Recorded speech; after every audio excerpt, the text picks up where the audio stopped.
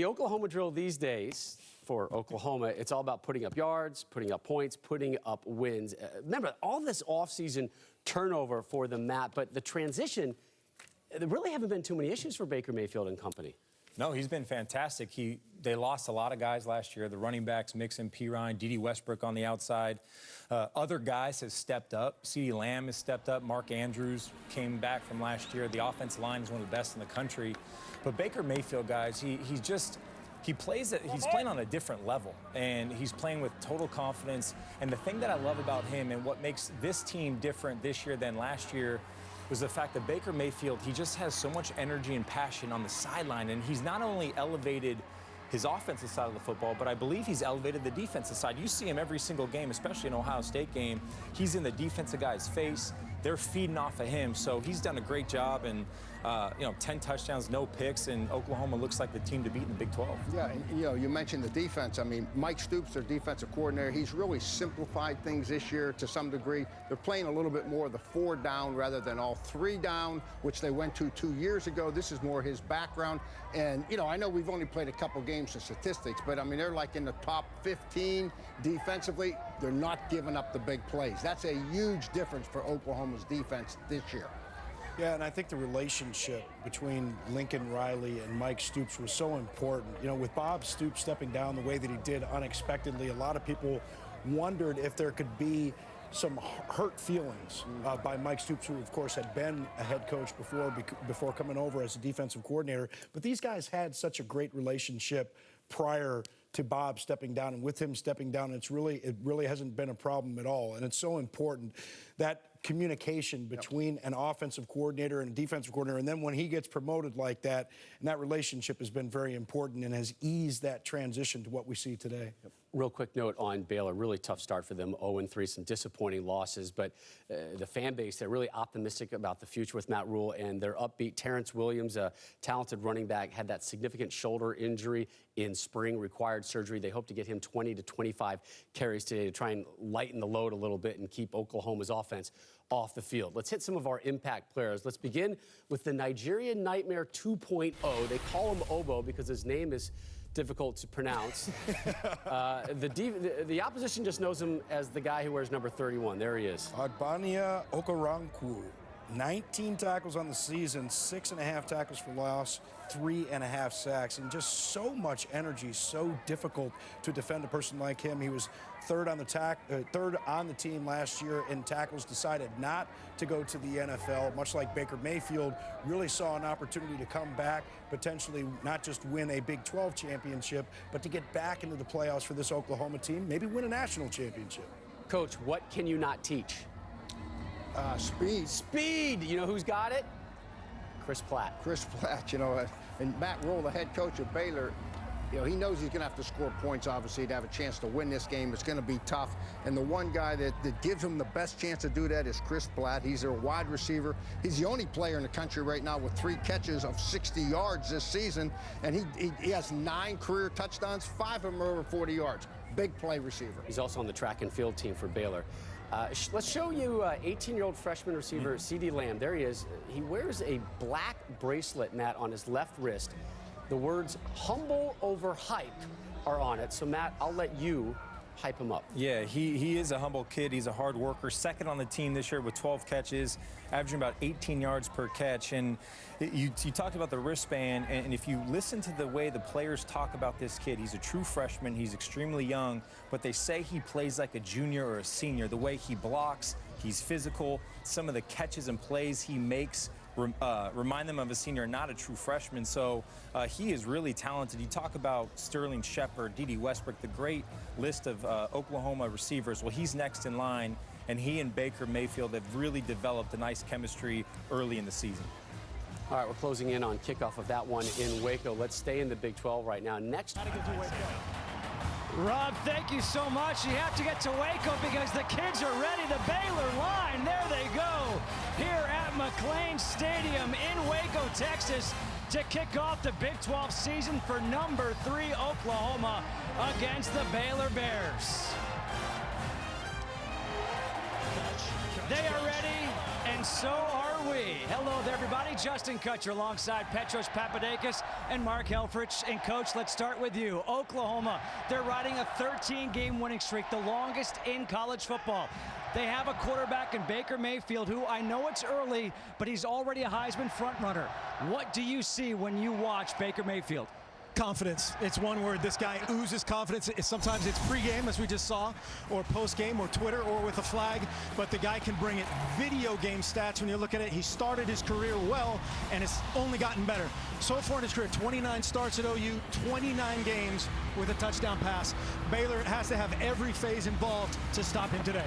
You mentioned those 29 games with a touchdown pass. His last 16, he has thrown at least 2 touchdown passes in those games. So he is certainly playing at an elite level right now. For Baylor right now, Petros, this is a team under a new regime. Matt Rule is here, and Matt Rule says for this first game in the Big 12, he wants to get back to playing Matt Rule-style football. Well, we talk about culture changes, but what's happening here at Baylor under Coach Rule is very different. I mean, they want to do everything differently, especially run the ball. 50 times a game is what he did at Temple, and now they have Terrence Williams back, recovering from a shoulder surgery in the offseason, a 1,000-yard rusher from last year, 6'2", 240, 230 around. He is strong and can take it to that Oklahoma defense, and that'll keep Baker on the sideline. That's exactly what the Bears need. They are ready, and why not, to kick off this Big 12 season. The Baylor Bears take the field here at McLean Stadium. Kickoff is coming up next with number 3 Oklahoma and Baylor here on FS1. Well, this was around 4 p.m. local time. Oklahoma and Baylor around midfield. The guys started some trash talking.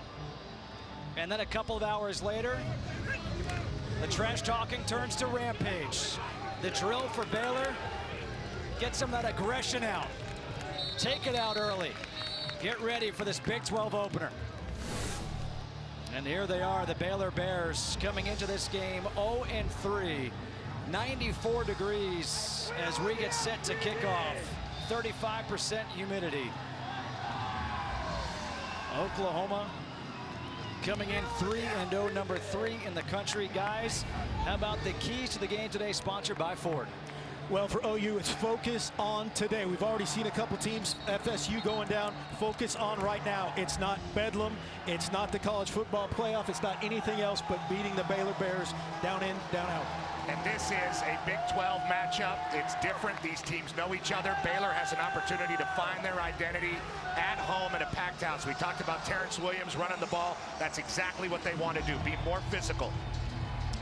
Well, Baylor won the toss. They have deferred, so Oklahoma will receive.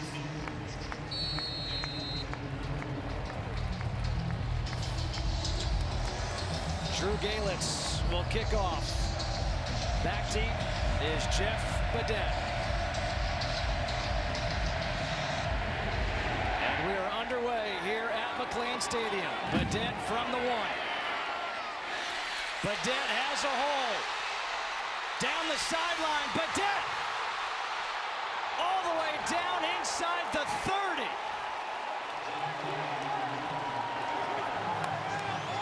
Finally tackled by Chris Platt.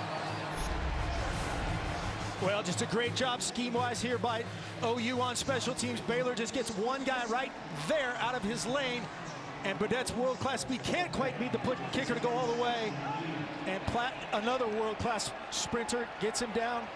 That's actually a great effort. That's a great effort by the kicker, Yep. Coach. Come on. Get him to break stride. Drew Galitz did a great job trying to get him down, and Platt, the 400 runner, needed all of that stride to run him down. What a beautiful kick return to start the game for OU.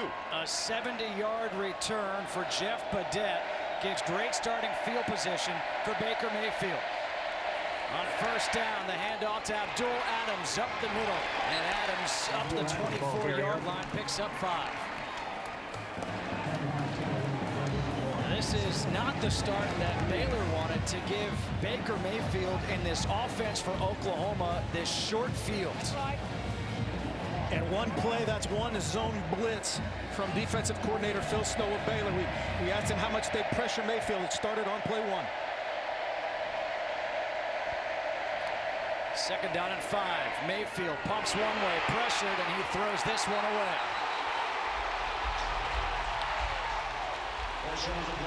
What are we watching for here when Oklahoma has the ball? Well, when OU has the ball, if you're Baker Mayfield, take advantage of all the weapons at your disposal and just operate efficiently. Again, going back to the top, focus on right now. Right there, he threw the ball away. Great decision. As far as defensively, Clay Johnson's got to get involved, get in the backfield. He's already had 6.5 tackles for loss this year. Third down and 5, and a timeout is taken by Baylor. Timeout.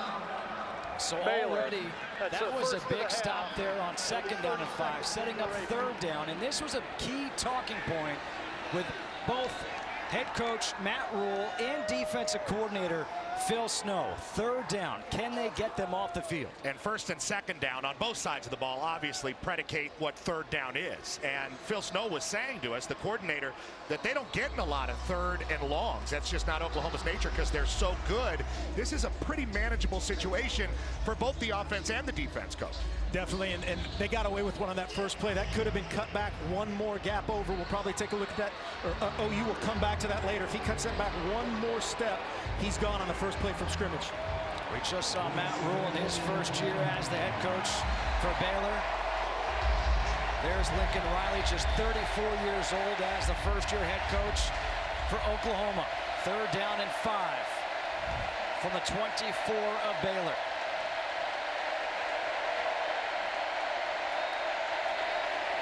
Mayfield takes the shot, wide open, touchdown. Mark Andrews, all this guy does is catch touchdowns. 24 yards. His 16th career touchdown, second one this season. He's recovering from a quad bruise. Does not seem to be bothering him here. Well, this just kills you if you're Phil Snow. They rush 3. They're trying to play coverage, and the corner bites on the screen. That's your guy right there, 31, jumping it. He ends up slip up behind him for a touchdown. Great scheme, just a itching corner trying to make a play. Austin Seibert now on for the extra point. So Oklahoma capitalizes off that big kickoff return, getting great field position, and now Mark Andrews with a 24-yard touchdown catch.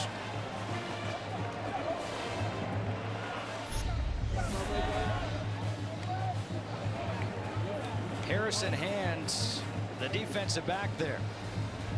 Andrews just slips in behind him. You can see right there, they're trying to play a 3-deep zone, 3 DBs back, and that's one of the guys who's supposed to be back. So again, that kid's trying to make a play, and OU knows they're going to be jumping things early. That's a great call by Lincoln Riley to put that guy in a bind. By the way, Coach, you said that was 29 straight That's 30. games. Yeah, that's now it's 30. 30. Yeah. I'm pretty good at math. 30 out of 30. That's 100%. Third down continues to be a problem for the Bears. They set themselves up for a pretty good situation there to force a field goal after the disastrous kickoff return. But Baker Mayfield picks them apart. So the early score here for the Sooners. It'll be Austin Seibert to kick off with Treston Ebner, the true freshman, back deep to return for the Baylor Bears. How does Baylor respond here?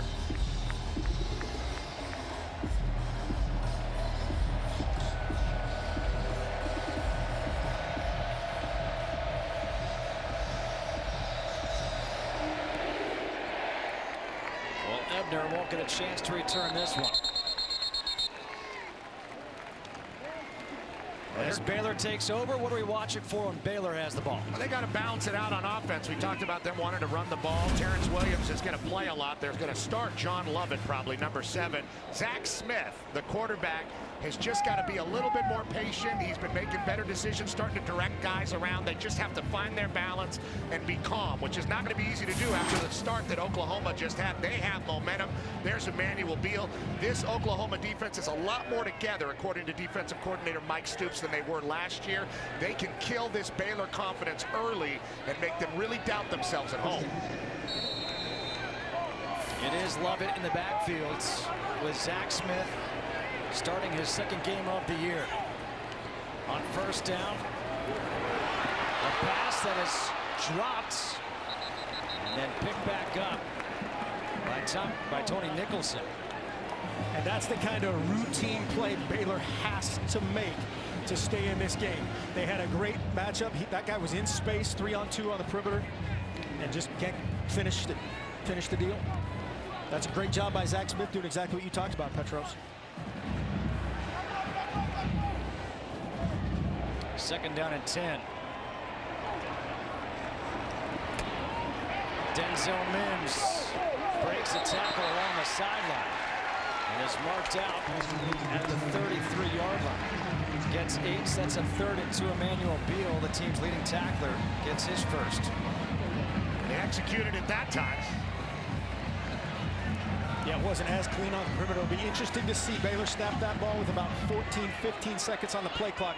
How much they'll milk that to try to keep Mayfield off the field. They've struggled so far this year on 3rd downs, facing a 3rd and 2. Over the middle, they convert this time again to Mims. And Mims is up to the 45. Jordan Thomas with a tackle, a 13-yard completion. It's a great job by Smith standing in there on 3rd and short, 3rd and manageable. Catches the snap, firm set, confident throw, converts it. They really needed that first down just to calm everything down. There's a lot of Oklahoma fans in McLean Stadium tonight. They're excited to see their Sooners having a great start to the season. Baylor just needs to calm down and be steady, and like we said, find that balance. 1st and 10 as they mark it at the 46-yard line. Here's the first run, and it's Lovett. And he'll get a yard. Nothing wrong with that. Yeah, you can tell right there, again, Matt Rule's telling him to give the ball. If he would have been reading that on the backside, he could have pulled that and run to Lubbock. And this is not the kind of quarterback you want pulling the ball. He is not the mobile quarterback. Baylor's had all kinds of different quarterbacks over the years that we've seen have a lot of success. Zach Smith is big, 6'3", 225, not a runner with the football, although he can do it if he has to. Anu Solomon, who has started this year, he is out for the game. Another handoff up the middle. A good run this time by Lovett as he lowered the shoulder. Emmanuel Beal with a tackle. Picks up 7, 3rd and 2 once again. Nice job up front by the young, inexperienced offensive line, identifying their first 3-4 defense they faced this year. And a great job finishing the run. We saw a conversion on 3rd and 2 on a pass over the middle to Denzel Mims. What does Baylor do this time on 3rd and 2?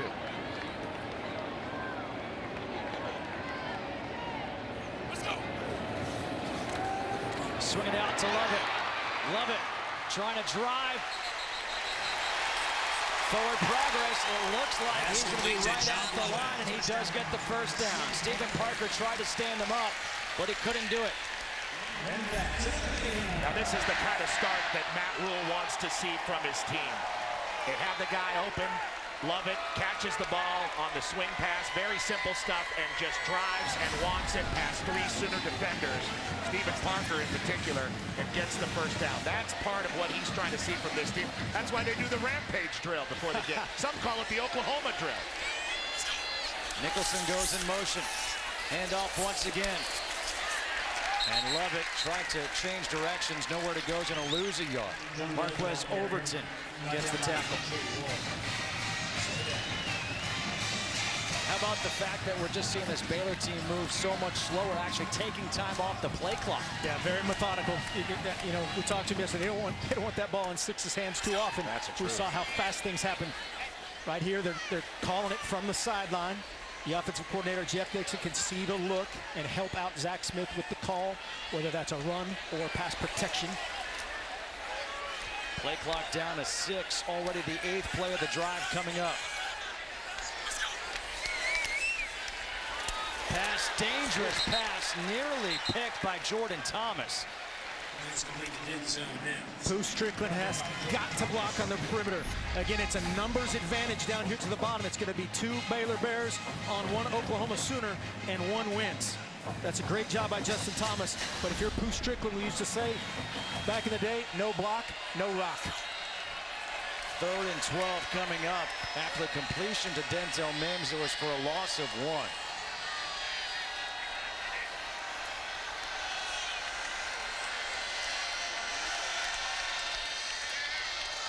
Play clock at 3.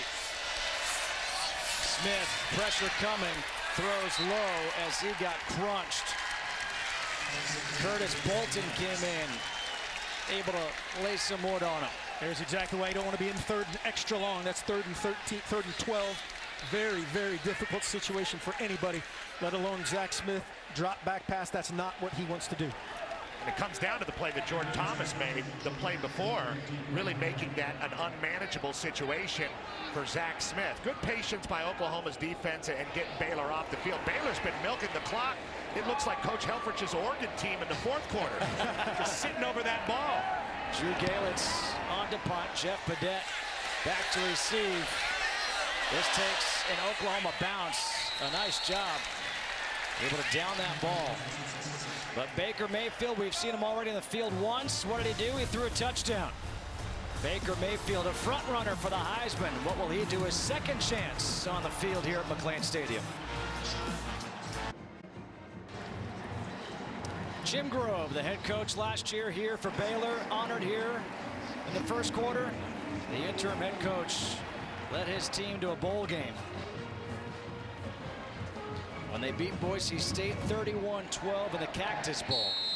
As Baker Mayfield is back on the field, taken over at the 25-yard line.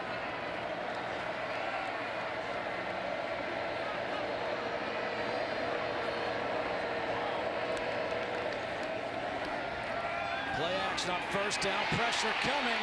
Mayfield gets rid of it, throws towards the sideline, completes the pass to his tight end Andrews again. And he had him open for about 5 seconds before that. That was amazing. Nobody covered Mark Andrews at all. Yeah, he had a little stutter move right there that you can't see, and they ran a flag route as Mayfield had to flush. He saw him on the flag route. That's the rare non-touchdown by Andrews. Unbelievable percentage of touchdowns.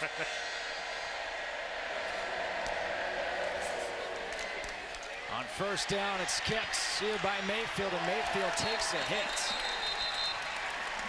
Let's go back to the pass by Mayfield, able to find Andrews on the sideline. Was there a hold there?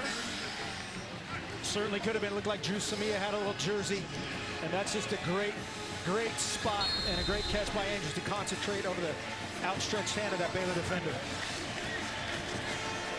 The touchdown pass on the 1st series, the 100th total touchdown for Baker Mayfield in his Oklahoma career. Of course, he started at Texas Tech. Throws down the middle of the field, wide open. Dimitri Flowers to the end zone, touchdown. 52 yards. And that's now 17 straight games for Baker Mayfield with at least 2 touchdown passes. Dimitri Flowers, deadly in the play-action pass game. That's his 10th career touchdown. And we'll take a look at this from the high angle. Here he is. He's running a drag route, which should go across the field. He says, nope, that guy's there. I'm just going to take this to the end zone. And he does. Great job by Mayfield to adjust on the run, and a great finish by Flowers. Austin Seibert to make it 14-0. A great start for Oklahoma, not what Baylor was hoping for. Baker Mayfield, 3 of 4, 96 yards, 2 touchdowns, 1 of 24 yards and 1 of 52, and he's fired up already here in Waco.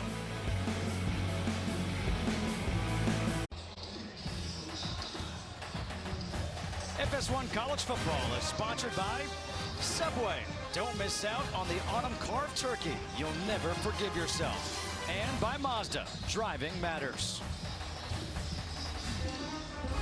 Back here in Waco, it's 14-0. Sooners leading the Bears. Here in the 1st quarter, Baker Mayfield looking good so far. A couple of touchdown passes already. They've been on the field for just over 2 minutes. Austin Seibert will kick off to Treston Ebner, standing at the goal line. And once again, he won't get a chance to return. Time for a game break. Let's go back to LA and check in for the first time with Greg Wolf. Justin, thanks. Game you can see over on Fox. Number 8, Michigan offensive struggles continuing at Purdue, but 3rd quarter, Chris Evans, 10-yard touchdown run gives the Wolverines their first lead of the 2nd half. They lead 14-10 in the 4th. Justin, Petros, Mark, back to you. All right, thank you very much, Greg. Back here, it's 14-0. Number 3, Oklahoma, not having any trouble offensively so far. Let's see what Baylor can do. We saw them try to slow the tempo down. And we'll see if we see any of Terrence Williams on this drive, although right now it's Jonathan Lovett in the backfield.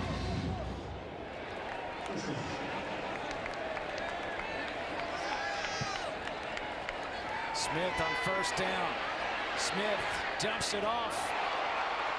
A good catch is made along the sideline. That's a great job by Zach Smith. Feeling the pocket collapse on him, step up. He started to run, kept his eyes up, and made a play. That was a run-pass option if I ever saw one. Pooh Strickland. He's got himself the first down. He would love to tell you who made the catch wearing number 50, but unfortunately there's no 50 on the roster. He's out there in the slot. Looking pretty out there with that. It's a good looking tackle. Love it for the handoff. And he is marked out at the 42-yard line. Picks up 6. It's a great first down gain for if you're Baylor. Keeps everything manageable, keeps everything in the playbook as an option. Lovett really is their change-up tailback once they start getting Terrence Williams going. But like you said, Justin, we haven't seen him yet. Lovett this time nowhere to go. Just take a look here as this action continues. They've got number 50 lined as a wideout, and 86 has been the tackle. So we'll see if they line up in the same formation. And they just came out, and it's Jared Atkinson who's wearing that tonight. Little change up for you, Kutch. Usually his number is 16. The helmet says 16. Got that going for him. Won't be surprised if they come back to that and try to snake the tight end right down the middle. 3rd down and 4 here for Baylor. Smith throws high. Good catch by Denzel Mims. Able to pull it down for the first down. That is a big-time play by Denzel Mims, not only for his confidence, but that does a great measure for Zach Smith. Puts it where only his guy can catch it, and a great picture right there of him going up and getting it. Denzel Mims last week had a 44-yard touchdown catch. On first down, Lovett.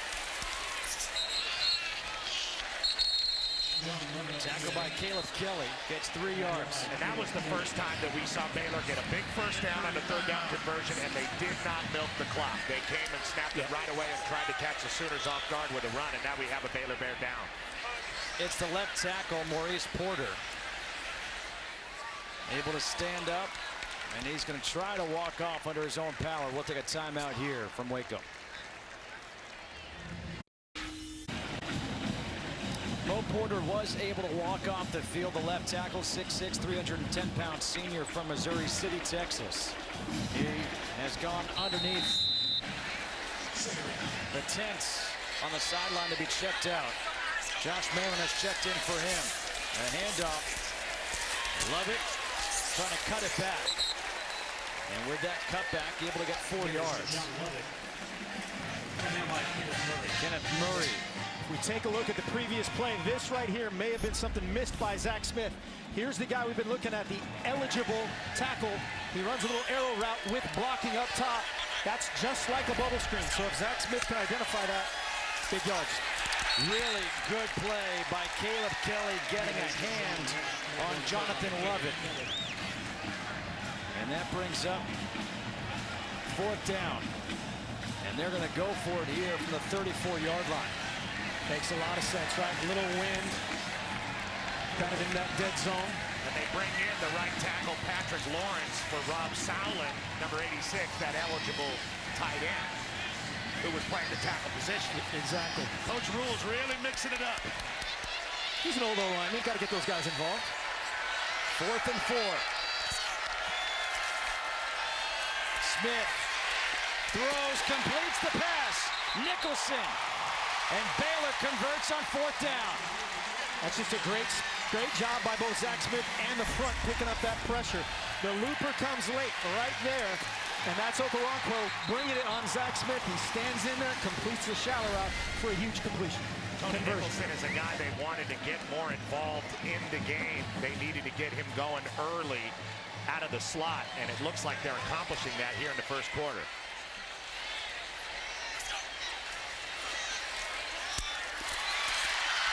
A nice move by Bruce Strickland, makes the first defender miss. Jordan Thomas combines for the tackle with Okoronkwo. Jeff Nixon, the offensive coordinator, back there calling the plays. Hand off to Lovett.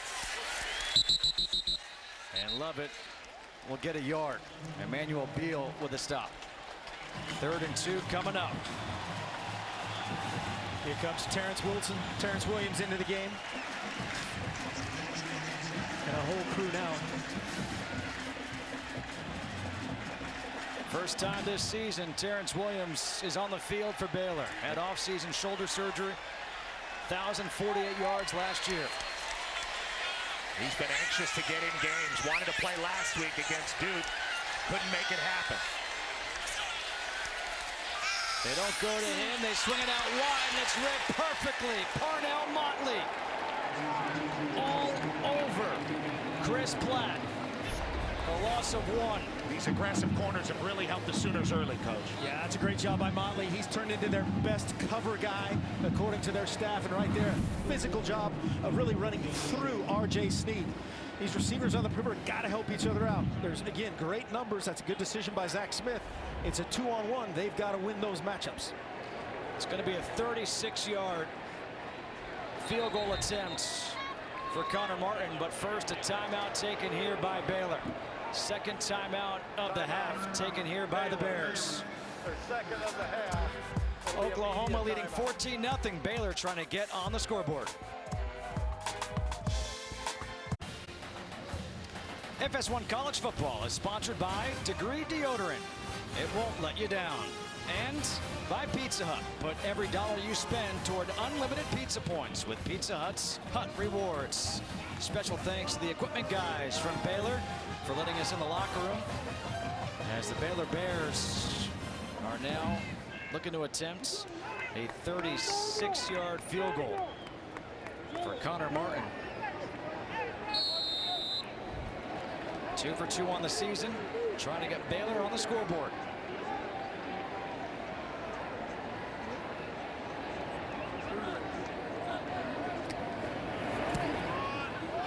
And the kick is no good. Lincoln Riley, he's fired up. First miss of the season for Connor Martin. Needed a timeout to get it right. They couldn't get it right. Well, they got it right. It just wasn't good, or they got it left, I guess. Just a tough deal right here. If you're Matt Rule, you're walking up and down this sideline, looking everybody in the eye, stay the course, all that kind of stuff. You're in great position to score. Your left tackle gets hurt. Your leader of your offense, Mo Porter. Just keep banging if you're Baylor. They have a good plan. They're pretty patient. The tight end and the fullback on the other side of the ball has absolutely destroyed this defense. They're going to have to shore that up. Once you think you got C.D. Lamb and Jeff Badet and all these guys covered, here comes the tight end and the fullback, Andrews and Flowers, to really mess you up. On first down, Mayfield pressure, used the stiff arm to get away, and he completes the pass. Wow. Marquise Brown on the completion, but wow. Exactly what we talked about in the open. Clay Johnston leading the team in tackles for losses, and he's right there. Mayfield with a nice little stiff arm. We talked about that Heisman moment. There's a little bit of a stiff arm moment.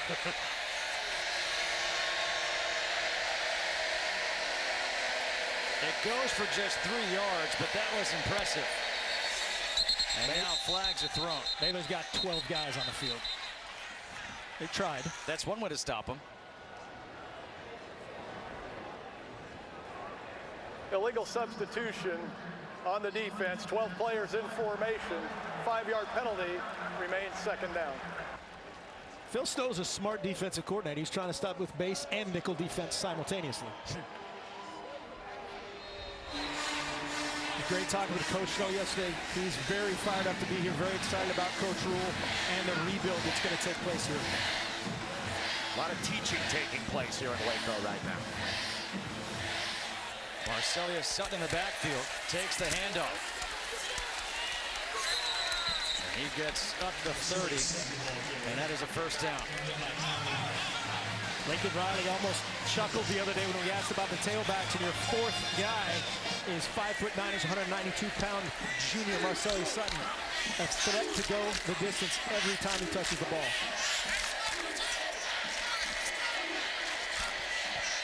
Sutton had 63 yards and a touchdown on 6 carries against Tulane last week. Mayfield with time, taking the shot down the field for Brown, and Brown can't bring it in. Harrison Hand there on the coverage, and that went through the hands of Marquise Brown. Little behind him, and that's why Harrison Hand was able to make up a little bit of the distance and get that hand in there. You just see that last hesitation, but it did go through the arms. That's a great play. Again, Coach Rule loved his toughness, a Jersey guy. A guy after Coach Rule's heart, a fellow Northeasterner. Great job, a very talented, big, true freshman corner. Second down and 10. Mayfield dancing around the pocket, again going deep. And this time it's too deep. Again, it's intended for Brown. Yeah, Marquise Brown, he kind of gave up on the route. That was too bad. Baker Mayfield created a little more time for himself, and he was wide open, and he stopped. So 3rd and 10 coming up here for Oklahoma. Lincoln Riley, the head coach, also calling plays still here for the Sooners. And a timeout is going to be called by Oklahoma with 1:24 to go here in this first quarter. Timeout, Oklahoma. Oklahoma playing here on the road. They've got a 13-game winning streak. That's the longest in the nation. They've also got a 12-game road winning streak, which is the longest in FBS play, the 3rd longest in school history. And what have they done? Well, they've only beaten 6 of their 12 wins against some pretty good opponents. And look at the average win, 49-25 in those true road games. That's impressive. There's a lot of tough places to play, a lot of weather conditions to deal with in this conference. And that's very, very impressive, both by Lincoln Riley and Coach Bob Stoops, who stopped by earlier to say hi to Petros. He didn't come say hi to me. Great standard of excellence that the Sooners have built, and it's all the way from the president to the AD to Stoops to Lincoln Riley to Mike Stoops, Kish. All these guys do a great job. There's Mike up there in the booth on the phone, listening into the broadcast. No question. 3rd down and 10. Abdul Adams back in that running back. Mayfield, he's got room to run. And Mayfield gets closed down by Clay Johnston. The team's leading tackler comes up with a big stop on 3rd down. Great for the confidence of the Baylor Bears defense. They have been having nothing but trouble. Finally, on this drive, after getting a blow on the sideline, they're able to close it down on 3rd down. They've been having trouble winning there. Clay Johnson from Abilene, Texas, a sophomore, a leader, a great blitzer. Make sure he gets the hot shot quarterback down. Seibert on to punts. Tony Nicholson back to receive it from the 24. Nicholson. There's a man down for Oklahoma. Nicholson with a big return. Nicholson gets run out by Seibert. There is a flag coming in late. Stephen Parker's the player down for Oklahoma, and it doesn't look good for him. You hate to see that. The training staff ran out to him right away.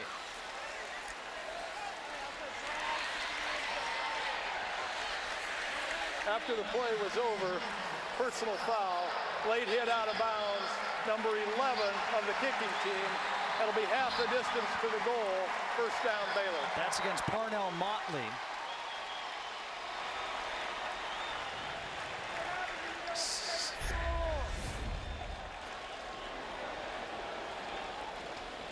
Well, he's right there. Parker's trying to slow down to make the play. Nicholson mishandles it, and it just like it buckles on air. Just a non-contact injury sometimes, and hopefully this isn't the case. Sometimes those are the worst. That's very, very unfortunate for him. It's great to see him getting off on his own power, but when Nicholson fielded, he kind of bobbled it, and sometimes those turn out to be the biggest returns. Well, we talked about Baylor having to win this game if they're going to win this game or be competitive, having to do it in all three phases and needing help. Special teams was not a help to start the game. This was good. You see the left ankle there being stepped on. Parker reacted immediately. That's the starting strong safety for the Sooners defense. And here's Baylor with a great shot. Starting at the 19-yard line now are the Bears. Terrence Williams is in at tailback.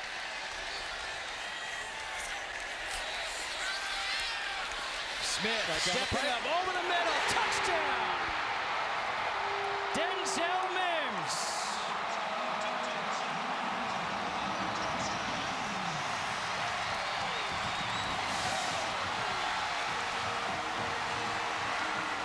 Four straight games, the touchdown for Mims, his fourth touchdown of the season. Great time to go deep and respond after a big play. Zach Smith is eyeballing the safety to the field. He gets eaten up by that route, and a great job by Mims finishing the deal that time. Connor Martin now on for the extra point.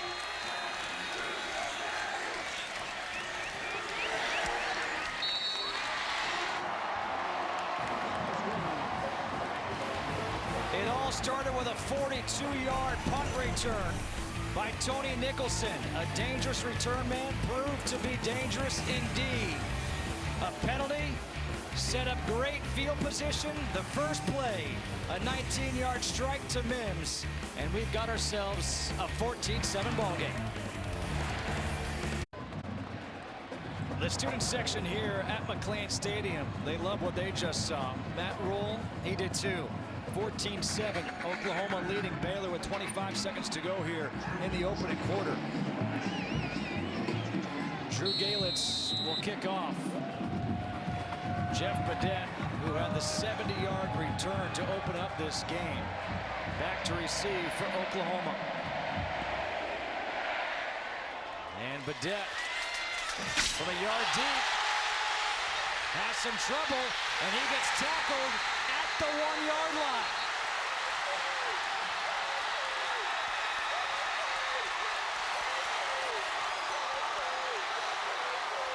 Wow, momentum shifts. Baylor needs it in special teams, and they're getting it. And some of them are self-inflicted mistakes like that one. But Ben has to field that, but he decided to come out before he caught it. There's a great picture. As a returner, you're taught pin those elbows together. He had his elbows apart, and it went right through the wickets. Very poor ball security right there, too.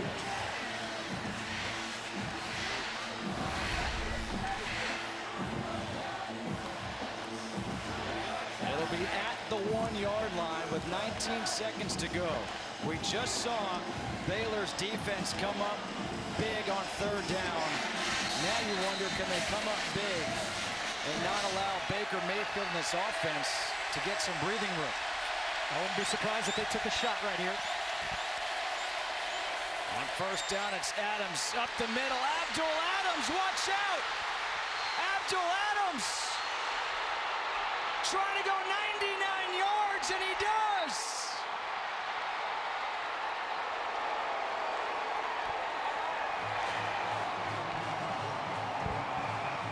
Now that is a long way to take it. Was he down in touch football? I don't think so.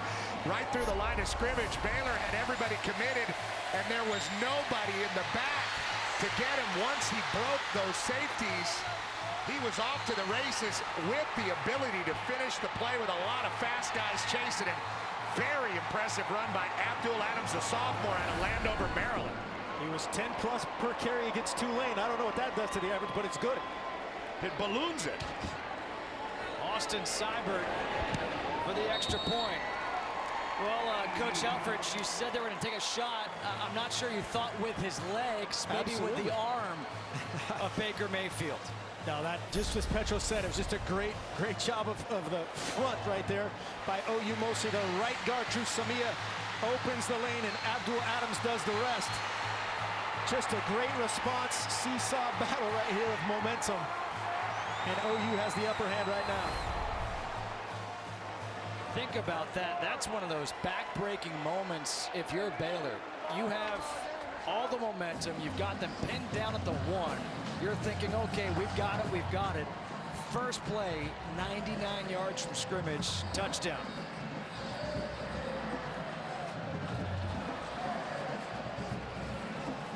(21-7), Oklahoma leading Baylor.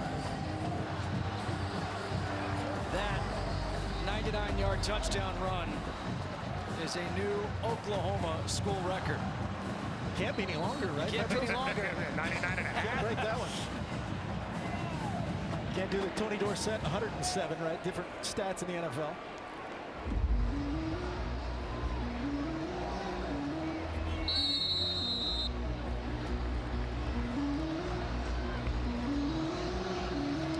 Seibert to kick off again to Treston Ebner. He's kicked 2 so far through the end zone. Ebner waiting to return one. They go short this time.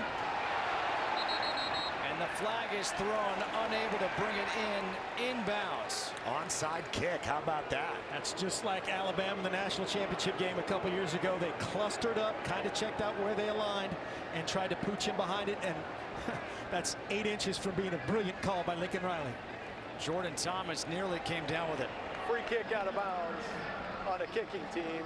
The ball will be placed at the out of bounds spot, first down. So this is when the coaches are looking at this from the sideline, is where does this guy line up? How wide is he? Can we outflank him with the pooch? And that's really close. Wow. Now, was that something that the kicker figured out when they lined up, or did they call it from the sideline? They're calling that either from the booth or the sideline. So they've done that the first couple times as they kind of bunch up and cluster and then spread out. Those coaches are going to take a look at it, give them a little thumbs up, thumbs down, or whatever their signal is. So Baylor will take over at the 45-yard line of Oklahoma. If you're looking at the bright side for Baylor, it's that you get good starting field position here after you just gave up a 99-yard touchdown run. And Mo Porter's back in the game, their leader on offense. Terrence Williams is in there at tailback. 5 seconds to go here in this first quarter. Williams with the carry. And Williams up to the 41. There's Williams 4. Emmanuel Beal with a tackle, and that will do it for this first quarter of play. We saw a lot in this opening quarter. Baker Mayfield, a couple of touchdowns, a 99-yard touchdown run. Baylor with an answer. It's been fun so far. We've got 3 more quarters to go.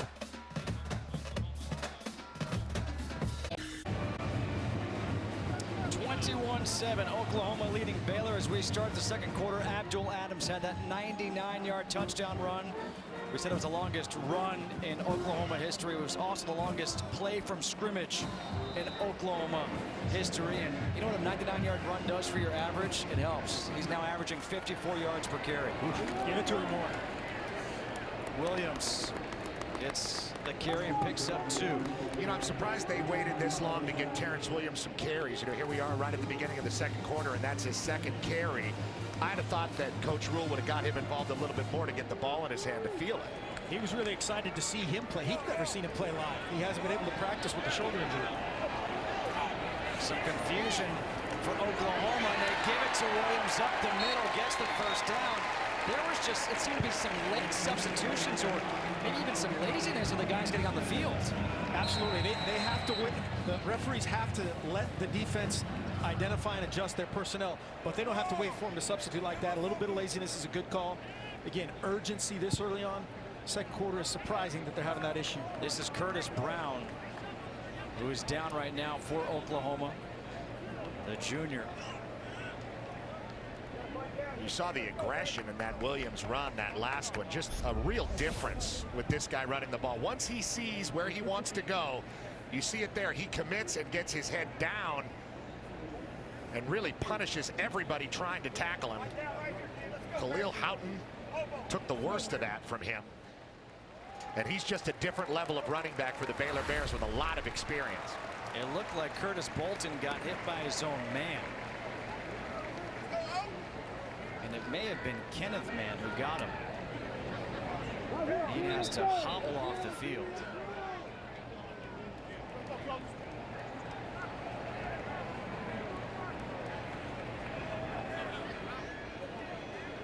First and 10 coming up here for Baylor. From the 32-yard line of Oklahoma.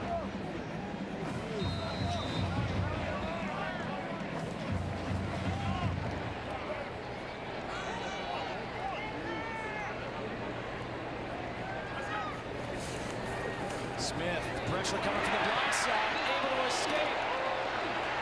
Throws high, and it's nearly picked off by Jordan Thomas.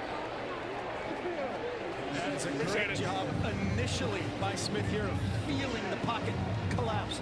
Again, as a quarterback coach and all that stuff, this is something you coach all the time. As he resets and backs out of it, that's a great job. Now keep your eyes up. I'd love to see two hands on the ball and throw it away. Don't throw it to the other team. He was trying to get it to Bruce Strickland, threw it high, and that one through the hands of Jordan Thomas. Obo Okunwobo was the one who got the pressure on him. He was able to escape that. And now the handoff to Williams. Terrence Williams got fouled up, and now a late flag comes in. Now that's meeting with the aggression. Kenneth Murray, the freshman Mike backer, hits him and might have rolled afterwards. The flag on the play. After the play was over, personal foul, late hit, number 91 of the defense, 15-yard penalty, automatic first down. That's Dylan Fumatahu. And that is a great job by Kenneth Murray fitting the 1,000-yard rusher. And no question, late hit. And he's from your neck of the woods, Petros. Norwalk, California via Cerritos College. Lincoln Riley will get in his ear on the sideline. Guy that just hobbled off, Bolton, another Southern California guy on this Oklahoma team from Vista Marietta. First and 10 for the 17, Williams.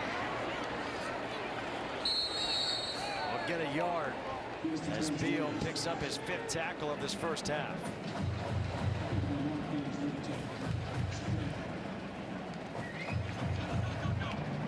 Second down and 9. And Baylor speeding it up just a bit. Williams again. First contact made by Kenneth Mann to slow him down, and Caleb Kelly. Sometimes you can play too fast for yourself, can't you, Coach? No question, and they're trying to mix and match their front, that left side. They're trying to figure out on Baylor, and Matt Rule there. Xavier Newman, a true freshman from DeSoto, Texas, making his first start, and that was him at left guard, having some issues. You can see the offense so different. Matt Rule again told us an emphasis on running the football. 3rd and 7. And now the 3rd timeout of the half is being called here by Matt Rule. Confusion offensively for Baylor. 3rd and 7 coming up. And Matt Rule is forced to take the timeout deep in Oklahoma territory.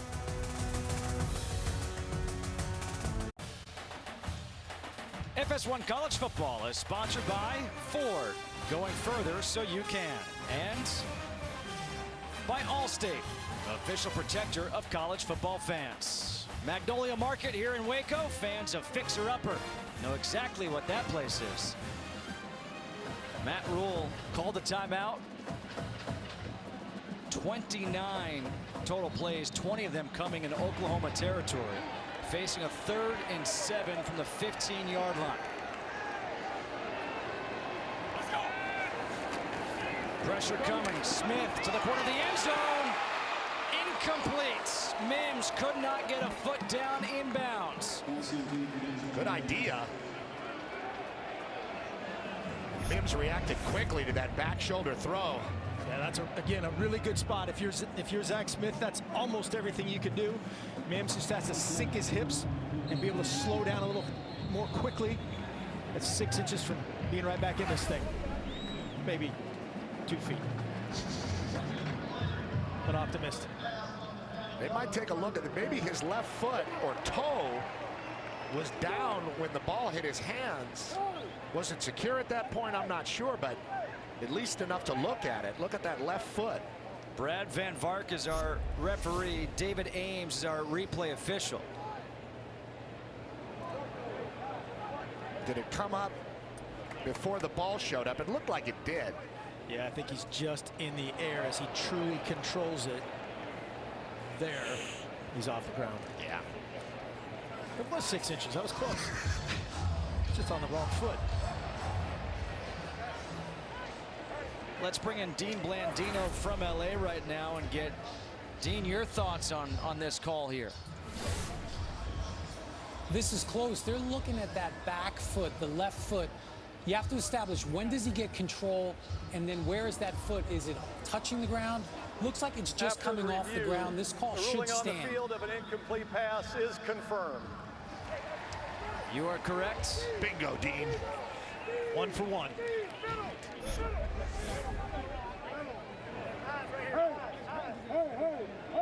Exactly what all three of you guys were saying.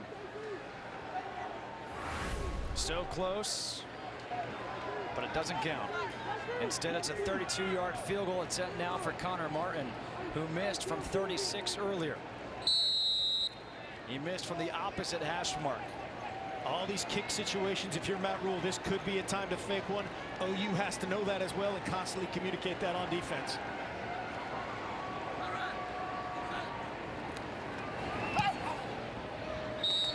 And this time the kick is good from 32 yards. Number 3, Oklahoma against 0-3 Baylor. Here in the second quarter, it's 21-10 Oklahoma. FS1 College Football is sponsored by Mazda. Driving matters.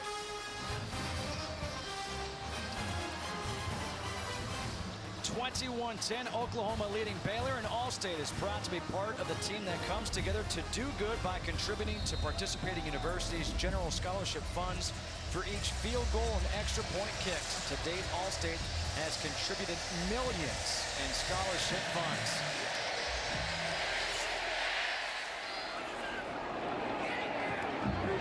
Marcelius Sutton to return. He gets tackled as he crosses the 20. Up to the 23-yard line. Time for a game break. Let's go back to LA and talk to Greg Wolf. Justin, thanks. We have a final in Stillwater between number 16 TCU and 6th ranked Oklahoma State. It was a one-score game late fourth until Darius Anderson takes off. He goes 42 yards. TCU may be for real. They win 44-31. They are 4-0. Oklahoma gets them November 11th. Back to you guys. Yeah, guys, and so much was made about Oklahoma State this year. Bedlam. All of a sudden, TCU just put a little wrinkle in that whole matchup. People forgot Gary Patterson can coach. Jeff Badette was out as a kickoff return on the last one. He's back in on offense, so they haven't completely fired him. High snap, handoff to Adams, who took it 99 yards to the house on his last carry. And see, things just even out. That'll hurt his 99 average. yards and no yards. That'll hurt. Ultimately, Baylor's offense has been okay in this game. They've done a good job of executing their plan, getting the ball out to the perimeter, getting the quarterback more confident. Defensively, they've had some trouble. Let's see what they can do in this drive. Baker Mayfield on 2nd down and 10. Pumps, takes the shot down the field, bobbled and brought down. C.D. Lamb. The true freshman all the way down to 31, a 47-yard completion. Well, that's a perfect ball by Baker Mayfield to C.D. Lamb, and he just kind of makes it difficult. It's a good job trying to rake it out there by Graylin Arnold. This is his first game action of the year. And then C.D. looking like Dede as he finishes that play. Dede Westbrook, of course, the reference. C.D. is making a name for himself early on here for Oklahoma. Just like that. Switch field position. And the handoff to Adams. Again, no gain. Phil Snow, the defensive coordinator from Baylor, he just played the same defense on that staff, and that's why he's doing it. They've got to stop the run, and just be good enough to hold up in man coverage. That's easier said than done against this talented group and number 6. Early they were hurt by the tight end and fullback. Now the wide receivers are starting to get it. And it all comes from Mayfield, doesn't it? Baker Mayfield, 147 yards so far. Pressure coming. Mayfield takes a big hit, and he still completes the pass to Mark Andrews. That is an all-out, no-deep, zero blitz by Baylor. Man-to-man all the way across. He finds his guy, Andrews, and that's a big-time play by Mayfield. It's Taylor Young that comes and hits him, Coach. You see him clean up Mayfield there. Clean hit right under the arm. Mayfield takes it down for a second, but pops back up. And of course, the tight end that would hurt him early hurts him again, Mark Andrews. Andrews, first team all Big 12 last year when he caught 7 touchdowns. He's got a touchdown here already tonight. And that was against Teon Sells. This is his first action. He was suspended for the first 3 games of the season. Oklahoma, their second of the half. It'll be 30 seconds in duration.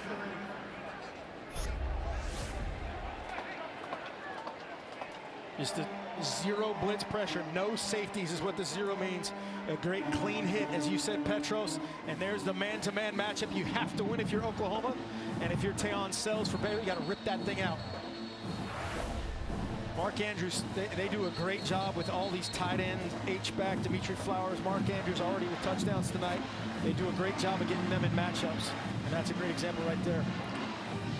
3 catches, 72 yards for Mark Andrews already here in this game.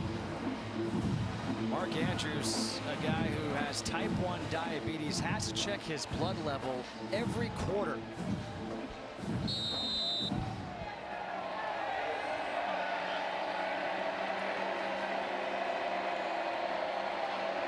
Mayfield in motion. Dimitri Flowers, the Wildcat. Flowers takes a knock, and he reaches for the end zone for the touchdown.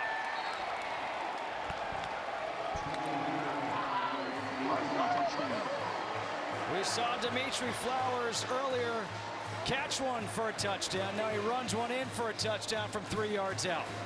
Kind of a slow developing fullback wildcat play. Yeah, Baker Mayfield, who we don't see here going in motion, he goes out in motion. They give it to 6'2", 249-pound Dimitri Flowers, and he finishes right over the top of Drew Samia. That's his guard there. Help me into the end zone.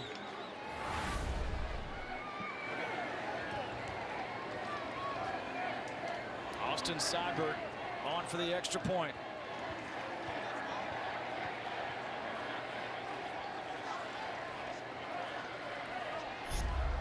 Yeah, they're trying to clarify here whether or not he broke the plane, and he goes over the top of his own guy there and definitely breaks the plane, and they just confirmed it.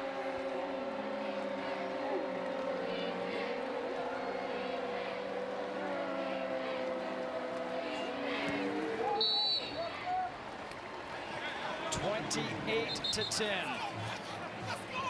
Flowers with the touchdown run, but it was all set up.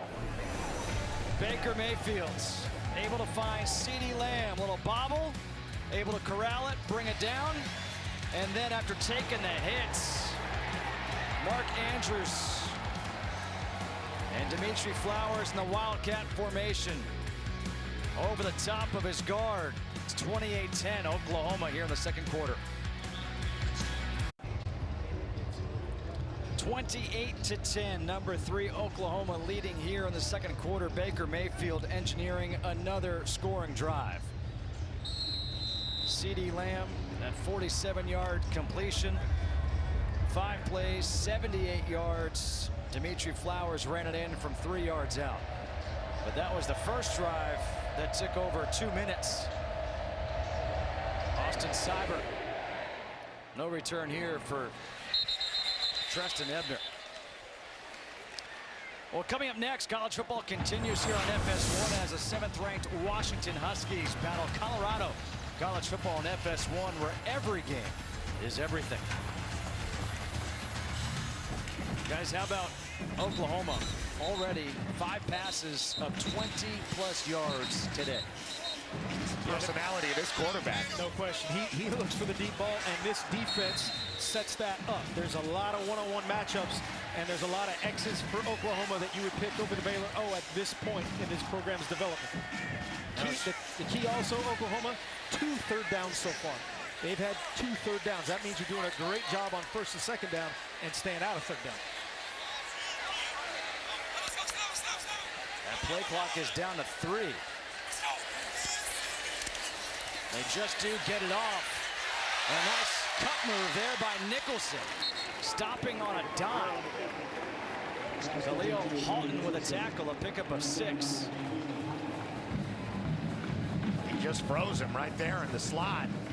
Nicholson getting more action today. They're doing a good job getting the ball to the perimeter, making these Oklahoma corners, who are very aggressive, be aggressive. We'll see if they can exploit that later down the field. 2nd down at 4. In the backfield, Jonathan Lovett gets wrapped up, a loss of 2.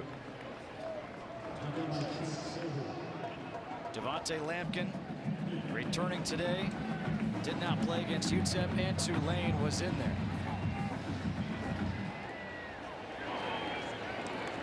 Third down and 6 here for Baylor.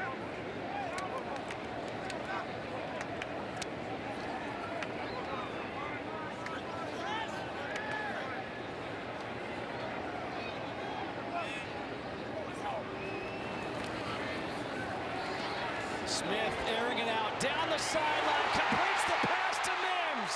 Mims to the end zone. Touchdown, 71 yards.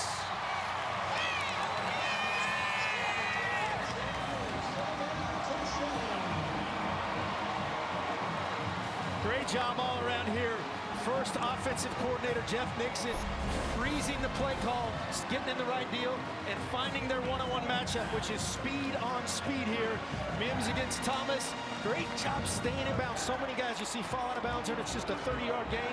Those are the types of plays Baylor has to make and turn them into touchdowns to stay in this fight. Talked about the corners being a little too aggressive. Thomas seemed like he was just waiting for him, and Mims ran right by him. He never even touched him, never got a hand on him, jammed him, nothing.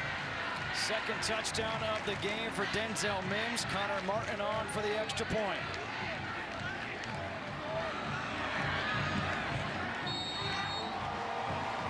The Baylor Bears showing some fight. That's old school Baylor right there. A quick strike right back. 71 yards to Denzel Mims down the sideline on 3rd down. And Zach Smith, celebration. 11-point lead for Oklahoma here over Baylor. 8:48 to go in this first half. Denzel Mims, 128 yards, 71 of those 128 coming on that touchdown catch. 11 of the 12 touchdowns this year for Baylor have come quickly. Marcelius Sutton again back to receive here for Oklahoma from the 1. And Sutton breaks some tackles. Flag is thrown as he gets tackled at the 30. Let's wait to see what this flag is for. Our referee, Brad Van Vark.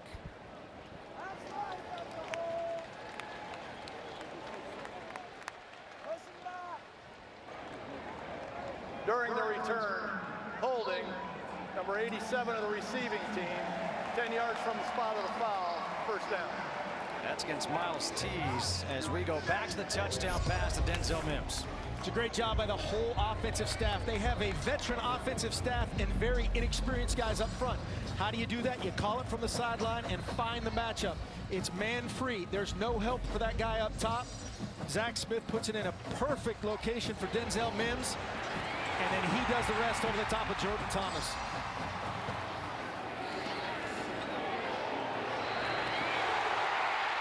Yeah, he really tight-roped it there. Oklahoma starting now at their own 20. Marcelius Sutton in the backfield.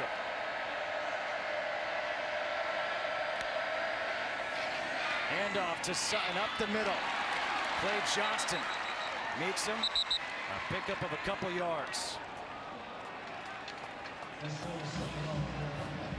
Second tackle of the game for Clay Johnston. Now, can defensive coordinator Phil Snow find something here to get Baker Mayfield uncomfortable? He's been hit, but he is not uncomfortable. He is having a good time out there running this offense. Can he force a third down? They're showing field pressure. Somebody from the top side of the formation might be coming here. There they come. The pass to CeeDee Lamb, and CeeDee Lamb is able to break that tackle and get the first down. Baker Mayfield saw the same thing. When you bring a pressure from the field, usually the boundary flat, the area closest to the sideline, 0 to about 10 yards is wide open. Found Lamb for a big game. 13-yard pickup. CeeDee Lamb, 2 catches, 60 yards in this game. And now you see the boundary is the near side of the field for Baker Mayfield. He's got the other side to work with. Play action. Mayfield pressured. Mayfield gets hit. Sacked by Taylor Young. Taylor Young was the one who delivered the hit on the completion to Mark Andrews. Chris Miller was the one who applied the initial pressure. The old Will linebacker helmet to the sternum will take some confidence away from you. 2 guys for Dimitri Flowers to block, and he decides to go out on a route. And Mayfield, well, he gets hit by both of them. Yeah, Taylor Young does a great job, but Chris Miller is the guy who kind of funnels him back inside. Looked like Taylor Young was kind of in containment mode there when Baker broke contain, and he triggered. A loss of 6 on the play. Play clock down to 3. Mayfield. The completion to Marquise Brown. That was basically a screen all the way. You can see the shallow route coming. All the receivers to the top side of the field, the 3-man side of the field, were all blocking. They were all engaged. That was to CeeDee Lamb, excuse me. Mayfield certainly distributes it to everybody who's eligible out there. 3rd and 8. Just the third down of the game for Oklahoma.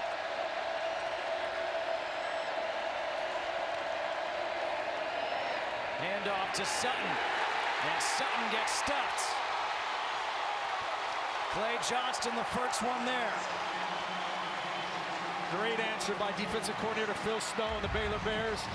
Some OU fans might be disappointed in that call. That's a great call into this defense. It turns into a 5-man pressure, and if they fit that perfectly, it's one of those things they cut through for a home run, or they can turn it into almost essentially a sack and bring up 4th down. Clay Johnson, number 44, really did a great job jumping in the gap for Phil Snow's defense there, the defensive coordinator, and he's got something to celebrate on the sideline with his guys, forcing a punt, second one of the game. Trevor White. Fair catch signals is made by Tony Nicholson. 46-yard punt. The Baylor Bears, really prior to last October, from the start of 2011, were one of the best teams in the country. Look at the company they share. And then, after October 15th of 2016, look at what's happened. 1-9.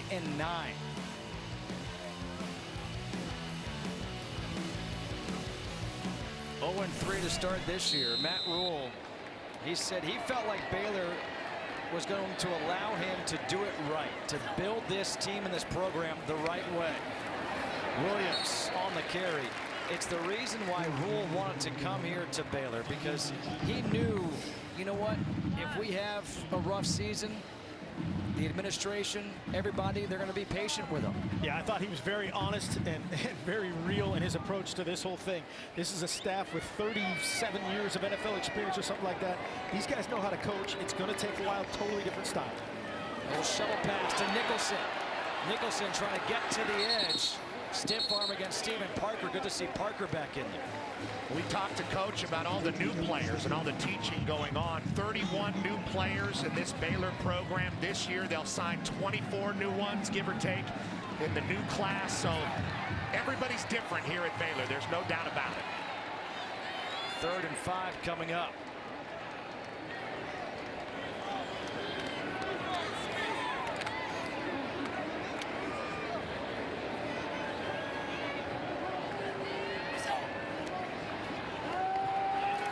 Smith with time, over the middle, wide open, Chris Platt. Platt's got that blazing speed. He's got the first down, up to the 43, picks up 18. Nice execution there by Baylor. You can see the receivers move closer toward the ball. The whole formation squeezed down.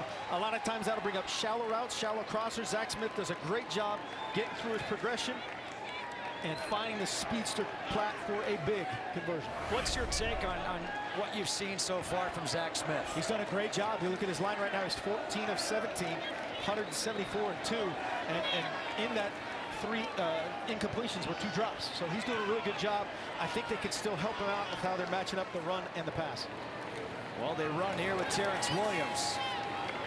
And Williams gets no yards, tackled by Kenneth Murray, the true freshman middle linebacker. Now, the Bears are up against the powerhouse in Oklahoma. There's no doubt about that. But one of the things that Coach Rule talked about coming into this game was 3rd down and winning on 3rd down on the defensive side and the offensive side. You just saw it. They stopped Oklahoma on a 3rd down. Interesting play call with the run, but they stopped them, forced a punt, and they just converted a 3rd down here. That's good stuff to take into the locker room. Yeah, you're going to get the ball first. If they get anything positive out of this drive, it's huge. And that's not going to help when Rob Solon jumps offside. Ball start. Offense number 86. 5-yard penalty, still 2nd down. That's just the 3rd penalty in this first half against Baylor. Think about it, they were penalized 10 times in the first half last week against Duke. Yeah, big point of emphasis for them.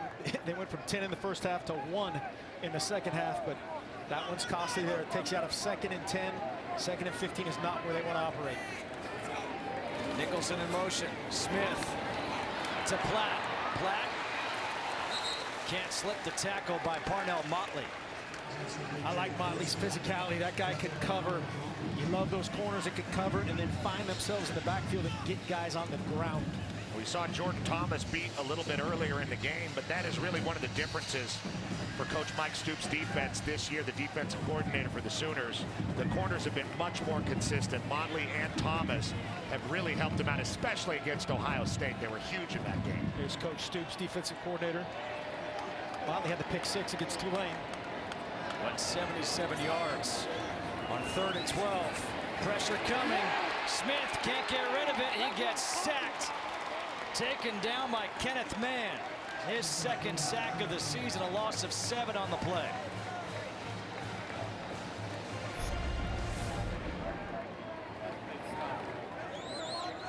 Great job by Mann, just staying active again. An inexperienced guy there, 55, Xavier Newman for Baylor is a freshman going up against this OU front is a rude awakening in his first Big 12 start.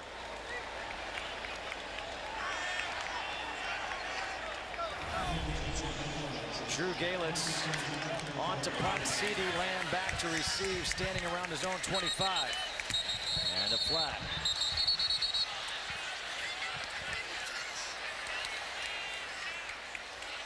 Ball start on the offense. All 11 players never got set. 5-yard penalty, 4th down. Again, just another pre-snap administrative penalty that hurts Baylor. Matt Rule would take a all square right here going at halftime. Keep it 28-17. OU has 1 timeout to operate if they get it back. 140 feels like a year for Baker Mayfield to operate with all the weapons he has and utilizes. 2-time all Big 12 punter as Galitz gets off a good one. Lamb back at his own 18. And Lamb, good coverage, 55-yard punt. McVay with the tackle on special teams. Let's check in with Rob Stone to find out what's going to happen coming up at the half. Coming up on the State Farm halftime, new quarterback, Same problems for Florida State. The Noles in a place they haven't been in since 1989. Plus, we're going to look ahead to our Pac-12 championship rematch, which follows your game in Waco. Justin Petros, coach. We'll see you at the half. All right, thanks, Rob. Looking forward to that. Baker Mayfield with 1:28 to go. Mayfield's 8 of 11, 196 yards, 2 touchdowns so far. 1 timeout remaining for Oklahoma. And they'll start at the 21-yard line.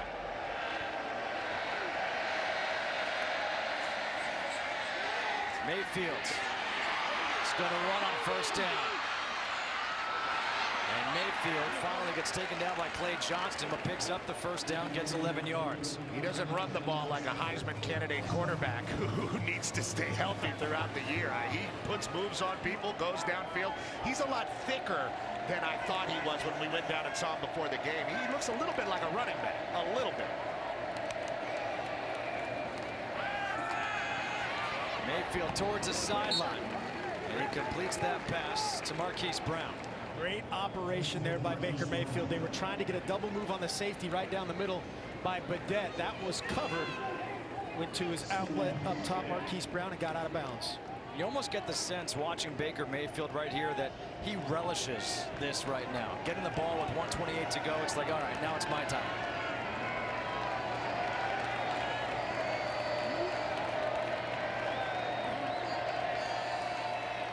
Second down and 4. Pressure coming up the middle. Mayfield trying to escape. He can't. Sacked by Taylor Young, the second of the game for Young. Just again, great effort by Taylor Young. And just like you said, a competitive guy wants the rock, and the competitive guy sometimes wants to hold on to it too long. He's got to escape and try to throw it away right there. Possible face mask there late on Ira Lewis. Got away with that one. Lincoln Riley electing not to use his timeout right now. It's 3rd and long. Taylor Young's gotten a few good hits on Baker Mayfield. Baker broke his tackle on the previous play on the scramble. That time couldn't do it. 3rd and 13. Mayfield throws, and it's nearly picked off in the hands of Tayon Sells. And that would have been the first interception of the season for Baker Mayfield. And that would have been a touchdown. Tayon Sells, I think he was thinking that as he tried to headbutt the ball there. But if he catches this ball, he's gone. Baker Mayfield tries to force one late. Sells does a great job triggering on it. He's going to run a long way down the right sideline. There was nobody there. Mayfield just didn't see him. Baker Mayfield hasn't thrown an interception in 146 attempts. Nicholson from his 20. A 51-yard punt by Seibert.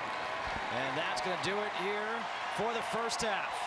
The fans here at McLean Stadium, they appreciate the effort by the Baylor Bears. But number 3, Oklahoma, leading 28-17 here at the half. Coming up, it's a State Farm halftime show with Rob Stone, Dave Wannstedt, Robert Smith, and Matt Leinart. That's all coming up after this commercial break. A good first half from football here in Waco, the first game of the Big 12 season for these two teams. I'm about to be the only. Everybody gonna know me. Gonna be the only one to take it on. I'm about to be the only. Yeah, it's more than just a feeling. It's got me breaking through the ceiling. And I'm burning like the sun. Back here in Waco, Texas, Baylor and Oklahoma as we get set to start the third quarter, 28-17. The Sooners lead the Bears, with the Bears receiving the second half kickoff. Justin Kutcher alongside Petros Papadakis and Mark Helfrich. And Petros, a lot of people talk about this Oklahoma offense, and for good reason. They scored 28 points in that first half. However, give credit to that Baylor defense for holding them to just 28 points. Oh, they've been scrappy. They've done exactly what Coach Rule wants them to do, led by an upperclassman in Taylor Young. The linebacker's been getting after Baker Mayfield. They've made Oklahoma earn it, but Oklahoma has earned it with some really big plays, Coach. No question. We talked about high impact efficiency up front. Here's Badette starting the day off with a huge kickoff return. Leads to a touchdown by Mark Andrews, the touchdown scoring machine tight end. Baker Mayfield to Andrews. That's followed up by Dimitri Flowers, and a big throw and catch and finish by Flowers. Abdul Adams then tries to get on the action with a 99-yard touchdown run. This all adds up to 26 plays and leading to 28 points for OU's explosive offense. 6 plays over 20-plus yards. So you're saying that's pretty good efficiency for Oklahoma. 312 yards in that first half. You mentioned those 6 plays of 20-plus yards. For Baylor, it was Denzel Mims. A couple of touchdowns, 128 yards in that first half. And no chance to return here once again for Treston Ebner from Austin Seibert. But Baylor will start at the 25-yard line. Zach Smith. We talk so much about Baker Mayfield.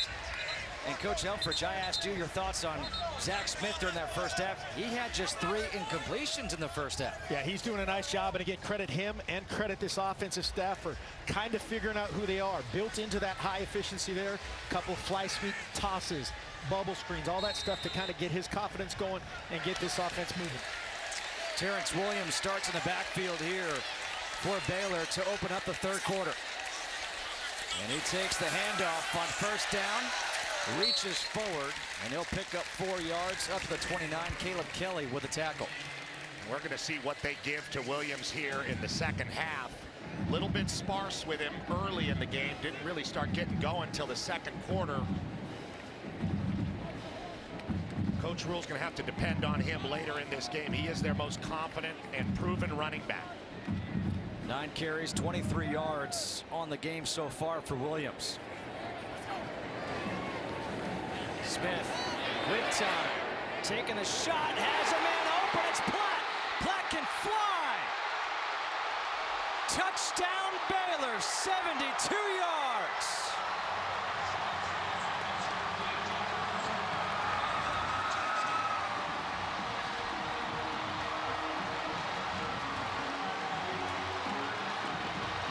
Zach Smith is gaining confidence with every throw.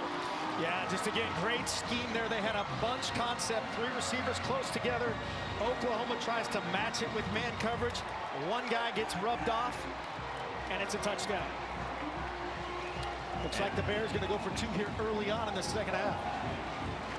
Does it surprise you going for 2 right now, this early? It does and it doesn't. You know, go with the momentum. It makes it a clean score as far as being down 3 instead of down 4. There's no, you're used to being down 4. The book, quote unquote, says to wait to the fourth quarter. I haven't read that book. But a lot of times when you line up like this, you're going to see what they're doing. Shift, move around. If you get a delay game, you can still kick. Right now there's 10 on the play clock, so they got to get it rolling. Smith rolling out to his right. Doesn't have much, and he finds something, and he finds Nicholson for the 2-point conversion. It is a 3-point game just like that.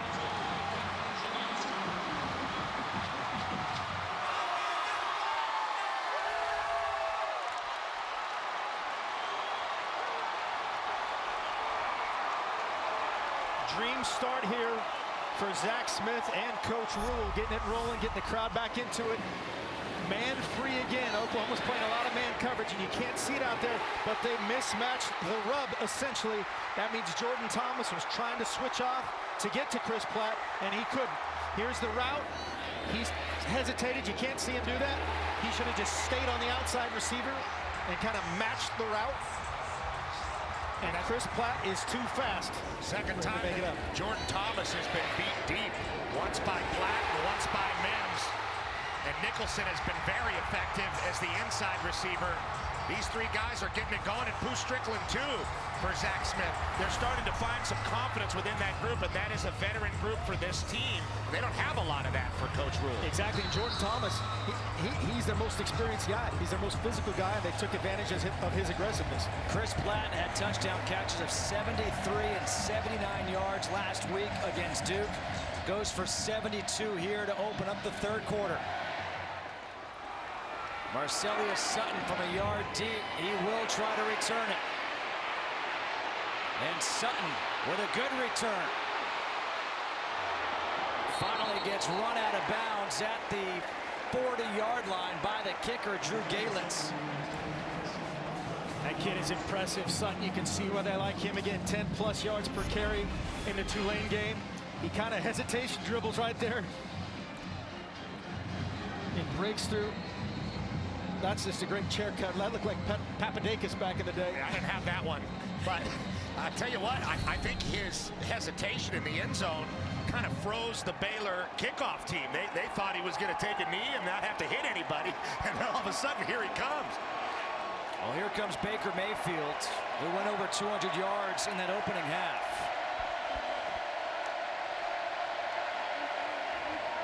On first down, the handoff to Abdul Adams, and a flag is thrown. Adams gets tripped up, will pick up 9 yards, but let's wait to see what this flag is for.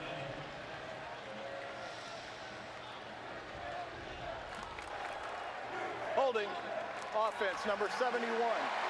10-yard penalty from the previous spot.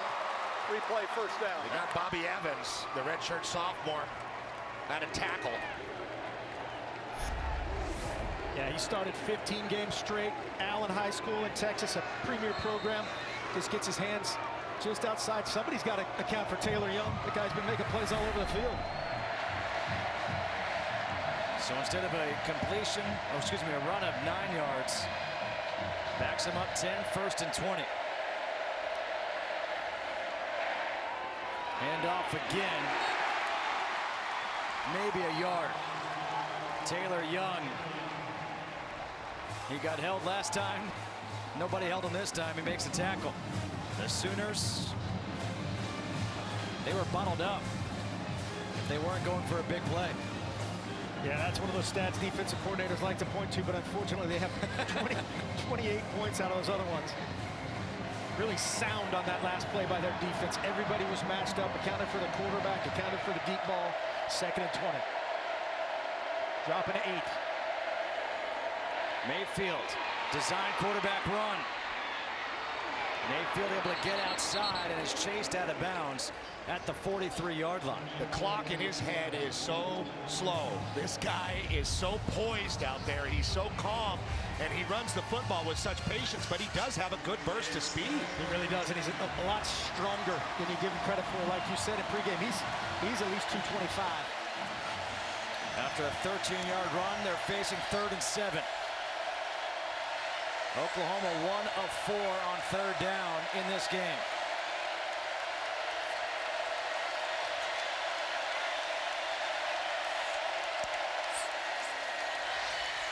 Mayfield towards the sideline, incomplete. C.D. Lamb could not come down with it. Harrison Hand, that's our New Jersey kid. Another great play by him. Really good spot by Baker Mayfield. Harrison Hand just physical on the top of it and knocks it away from Land. Great fit, clean. That's textbook defensive back play right there by Harrison Hand. And not bad for Lincoln Riley. I mean, that's exactly what they wanted. C.D. Lamb and his height going up, and the ball was there. Just a superior play by the corner.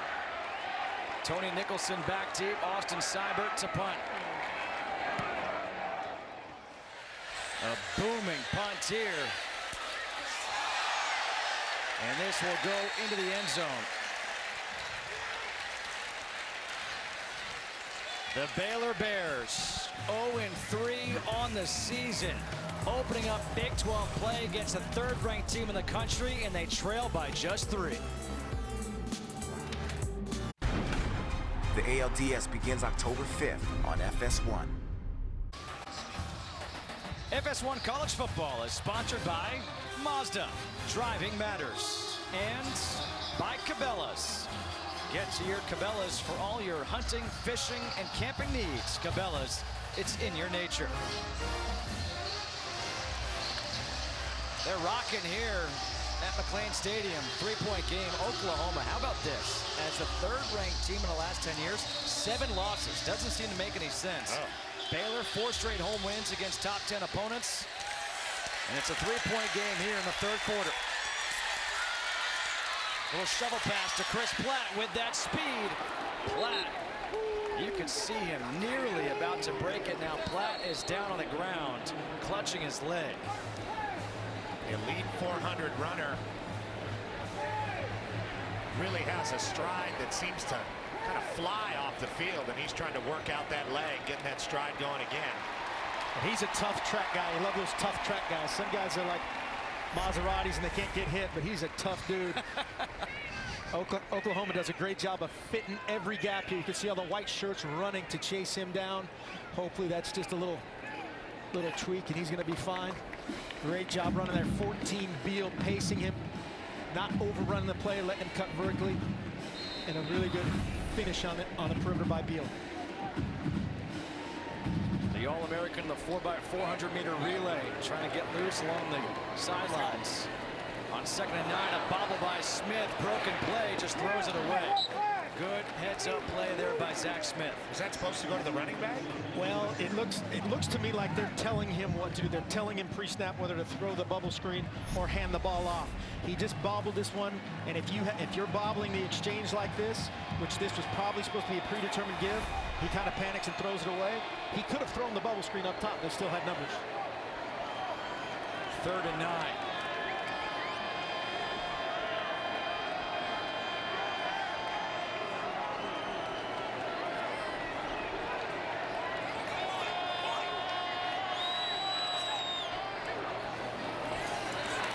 Spin to the sideline, completes the pass. Denzel Mims, another 3rd down conversion. Great rhythm there by Zach Smith. You see him up stop. Mims again pushes him off with that great speed. Drops his hips, comes out of it right at the change. Good knife again, Jordan Thomas. They're picking the on senior him from Klein. He's getting worked out. 142 yards on the game so far. Hand off to Lovett. Lovett's got a hole. He hits the hole. And Lovett gets shoved out of bounds at the 46-yard line. A 19-yard run. Khalil Halton finally shoves him out. And now John Lovett, with the emergence of Terrence Williams back from an injury, can be that change of pace back. They bring him across the formation. Nice blocking from Denzel Mims down the field, and Baylor's got it going offensively. Oklahoma's defense is starting to fatigue, which is a very interesting thing. We did not think we would see that scenario. Lovett again. A good run on 1st down, gets 3. Got to give Xavier Newman some love here too. The true freshman had some issues early on these last 2 runs. His block at the point of attack, the left guard, has been key. Now, Coach Mike Stoops and his defense starting to look for some answers against Zach Smith, who's gaining in confidence, and you can see Coach Stoops is gaining in frustration up in the booth. Does Oklahoma have to adjust their play calling when they get the ball back to rest their defense? 2nd down and 6. It's kept by Smith. He just dives, knowing he was going to get hit as he crosses the 40 to 39. Emmanuel Beal and Okoronkwo combine for the tackle. Sometimes the dive is better than the slide. Exactly, they're stopping it for something here. Not sure if it's blood or a helmet. It's Jordan Thomas. Whatever it is, he's got to leave the game. Trey Norwood comes in. Yeah, Zach Smith there building some confidence. That pull was an aggressive move by him, putting his left foot in the ground and going north. Do you go after Norwood right here? He just walked off the sideline cold. They've got their speedster up top again, Denzel Mims. 3rd and medium here. This could be a 4-down scenario. This is a time where the Baylor offensive staff is talking about, is this a 2-play situation? Should we run the ball first? Or they could take a shot like Petros said. It's going to turn into man coverage again. Single high, man free. There goes the free safety.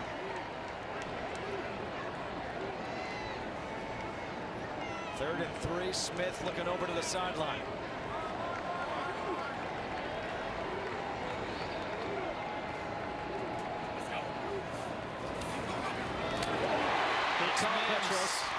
You called it right at Trey Norwood. Another 3rd down conversion. They're now 8 of 13 on 3rd down as that went for 11. Yeah, they got Thomas right back in there, but just a great push. Love to see him keep his hips down as he accelerates through there, but he lets the true freshman know he'll be back. Yeah, gives him a little something on the chin strap. This Baylor team is getting more and more physical and starting to stand up to the big bully. Smith with time towards the end zone, incomplete, looking for Chris Platt. Parnell Motley there on the coverage. Looked like Motley had a hip a little bit that turned Platt, but not enough contact for the ref to draw the flag. Yeah, it looked like he was trying to hook him, and they probably let that go as an uncatchable situation. Good job by John Lovett there in protection, the true freshman tailback. We said that a lot for Baylor. True freshman, freshman, true freshman, freshman. Good job by Lovett in pass protection on a blitzing backer. 35 of 66 starters in the first 3 games have been freshmen or sophomores for Baylor this year. Shovel pass to Nicholson. Nicholson making a couple of moves, and that's a good open field tackle by Stephen Parker. A 4-yard pickup. Really good fit by Parker. Again, the Baylor offensive staff utilizing their weapons. Put that ball away, big fella. Great closeout right there. That's the preseason All Big 12 returner in space. That's all Baylor can ask for. Big 3rd down here. 3rd and 6 from the 24 in a 3-point game. 8 of 13 on 3rd down conversions. And it's dropped by Lovett, wide open. Had the touchdown if he catches it. Yeah, got away with one there. That's, again, the long foul ball. The true freshman just did a great job in pass protection. Could have got his name in big lights right here. Oklahoma busts the coverage. They're bringing 2 guys off the edge, and nobody peels off or accounts for the tailback out of the backfield. Great job by Zach Smith recognizing it. Got to go love that kid up and hope he makes a play another day. You need him for the rest of this game. Absolutely. Got to get his confidence back. Just a true freshman. Unfortunate for Baylor, very fortunate for the Sooners. Connor Martin from 41 to tie it up. And Connor Martin does just that. The Baylor Bears shocking just about everyone right now against the 3rd-ranked team in the country. All tied up, having scored 18 straight points. Matt Rhule looking for his first win. It would be a big one.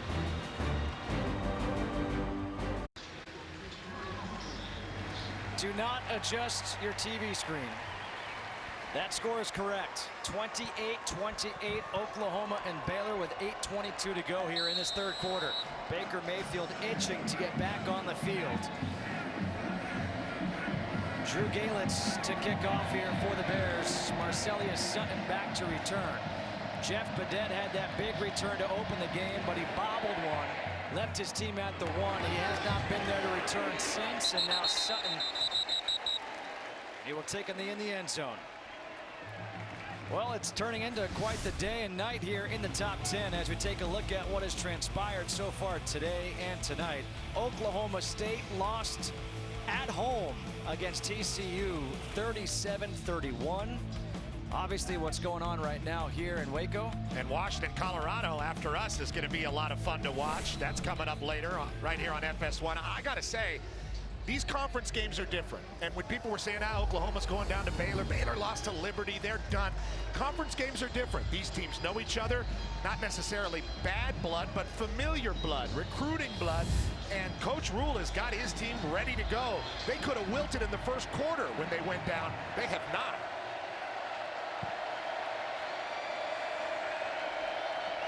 On 1st down, handoff to Sutton. And Marcelius Sutton got tackled by Taylor Young, a pickup of 3. Taylor Young just grabbed the shoe, and now the guys are getting into it.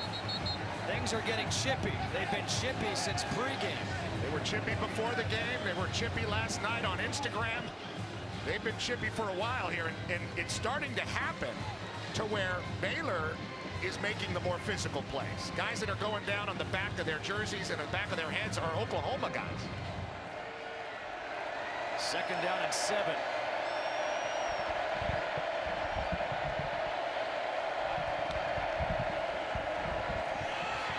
Sutton again, nowhere to go. Guess who? I'm going to say Young. Taylor Young, great fit and finish there. Love to see Matt Rule pull this guy out off the previous play who was starting the issue. Got into him on the sideline. Now he's loving him up again. It was Jamie Jacobs, a backup defensive end linebacker. Big 3rd down to see what Phil Snow has for him on defense. Look at this place right now.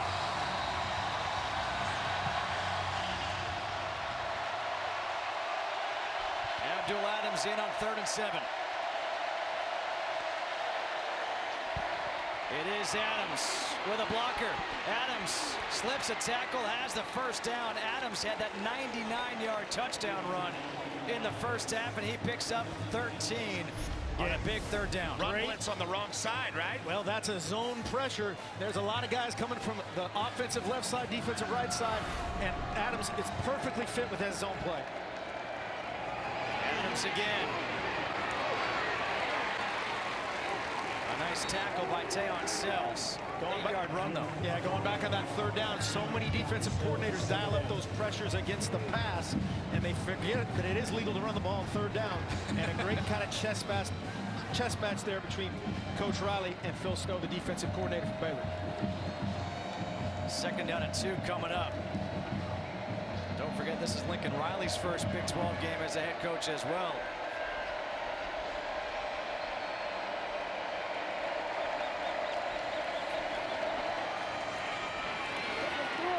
Adams, flags are thrown everywhere.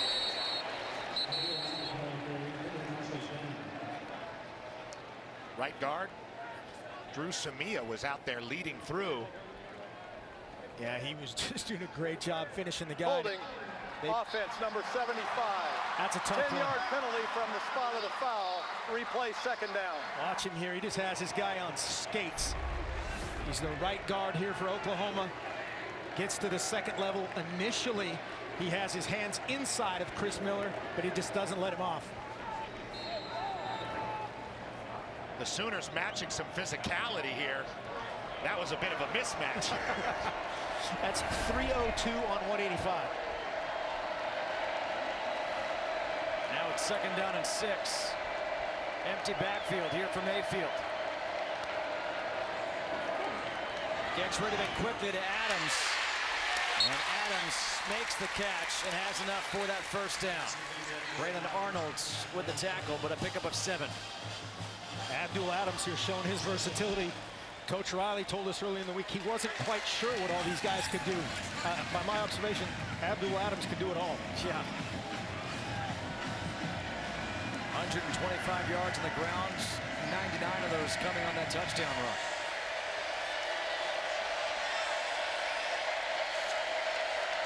Into Baylor territory once again.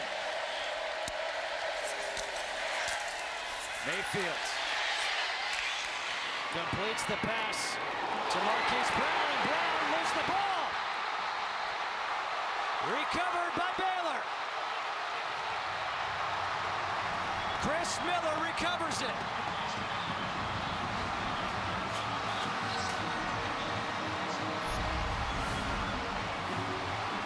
Nice play action.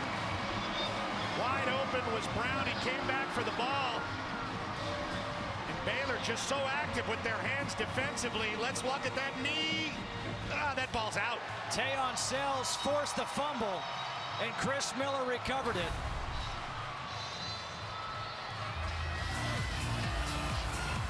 A chance for the Baylor Bears to take the lead as they will get the ball when we come back in a tie ball game, 28-all.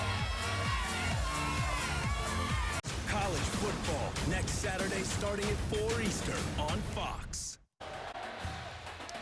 FS1 College Football is sponsored by Dave & Buster's. Eat, drink, play, watch only at Dave & Buster's.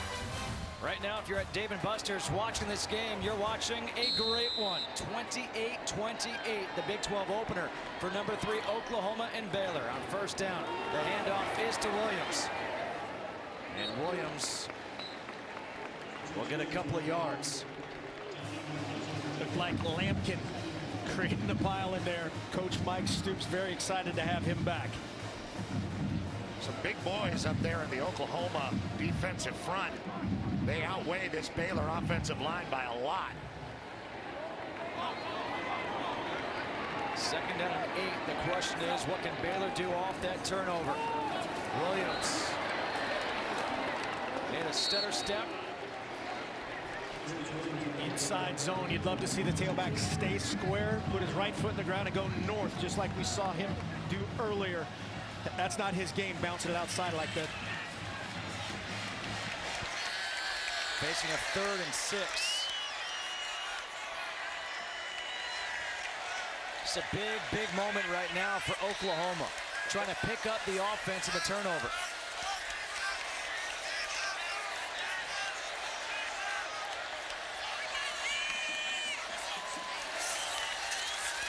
Smith with time, open receiver, caught. Who's Strickland? Strickland inside the 35, down to 33. Another 3rd down conversion, 32 yards. Winning on 3rd down is something that Coach Rule was very serious about this week, and Smith gets stronger as the game goes on. Oklahoma had been beaten in man coverage. That time it was just a straight 2-deep zone. 2 high safeties have a half of the field, and Zach Smith fit one in there to Strickland. Zach Smith keeps it. Smith takes a hit. As we go back to the previous play on 3rd down again. So here's the high safety playing half the field. Strickland ends up in the hole, the area between the safety and the corner, out there to the right, and fits it on a dime. Breaks the tackle. Great job getting back north. Touchdown saving tackle on Strickland. On 2nd down and 5. That was one of those where Tony Nicholson thought, I'm about to get leveled by Stephen Parker. Stephen Parker came in there with a real purpose, and this game is really amped up on both sides of the ball. Guys flying around like there's no tomorrow. There is a tomorrow, but not when you're in Big 12 play like this. By the way, look at those numbers for Zach Smith. He has outplayed Baker Mayfield based on numbers. No question. Right here, another conversation in Baylor's headsets. 3rd and 5 at this yardage. Right in that dead area, would be a 45+ yard field goal. Could be 4-down territory.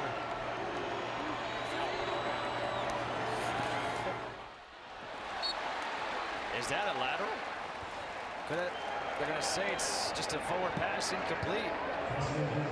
Really close. Those are tough ones. If you don't get that guy in a landmark, you can get a lot of hands. It could be the defensive end. It could be the defensive secondary player here driving the receiver. Very close to being a backward pass. That appeared to be forward, though. Yeah, a little bit. That's all you need. Just a skosh, and they are going to kick it, Coach. 46-yard field goal attempt for Connor Martin, who connected on 41. That was a career long. This would be a new career long.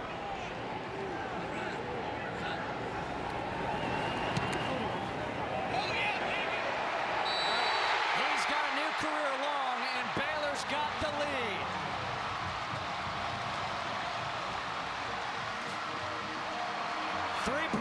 Off the turnover.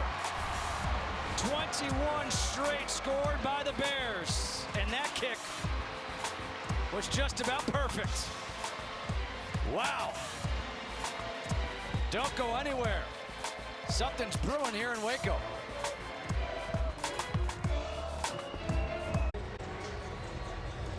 After the fumble and a field goal, 46 yards by Connor Martin, it's now a 3-point lead for Baylor.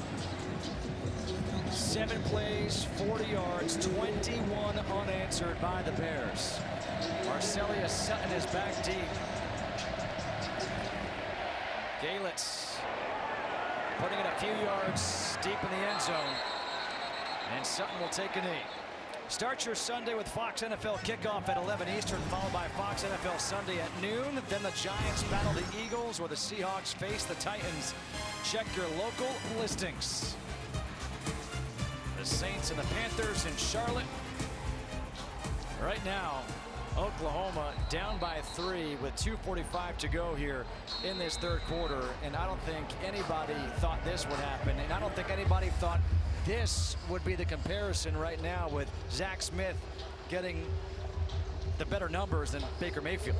We thought we were going to see Charlie Brewer, the backup to Zach Smith. It doesn't look like that right now. And right now, this is Baker Mayfield's time. He's got to write his story and be that confident guy and lead his team. Mayfield on first down. Completes the pass. No flag.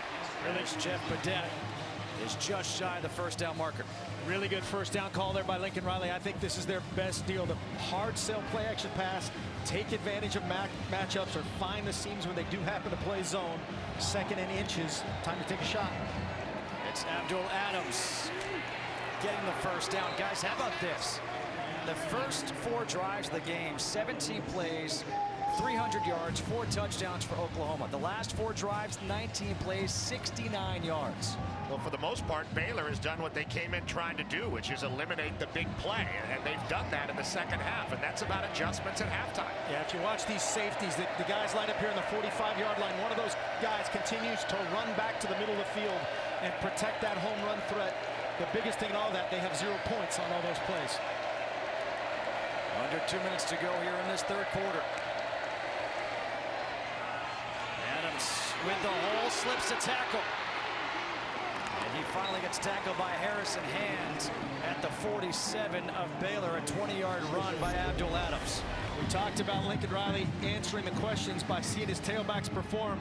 Again, Abdul Adams is answering a lot of those questions, and he is getting the majority of carries here in the second half. I can't believe he has anything left.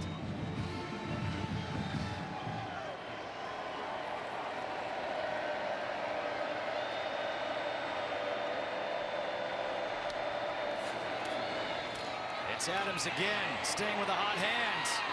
And Adams up to the 33-yard line. It's a great job by the center and the left side of the offensive line. As a Baylor guy is down, they're bringing the blitz from the boundary. Everybody from Baylor has to get back to the field, but you can see a wide gap that the OU offensive line created. There's a flag on the field, and Chris Miller is down right now for Baylor. After the play was over, unsportsmanlike conduct, number 6 of the offense. It'll be a 15-yard penalty. It'll remain first down. That's number 6, first unsportsmanlike conduct foul of the game. That, of course, is against the quarterback, Baker Mayfield. And it's like basketball now. You get 2 of those, you're done. And we can see it all day long. They're baiting him. They're in his face. He's kind of brought that upon himself. Well, in case you're wondering, Baker Mayfield's pregame, this was reported by @SoonerScoop, said to the Baylor players, quote, "You forgot who daddy is. I'm going to have to spank you today." Well, that'll get your opponent going.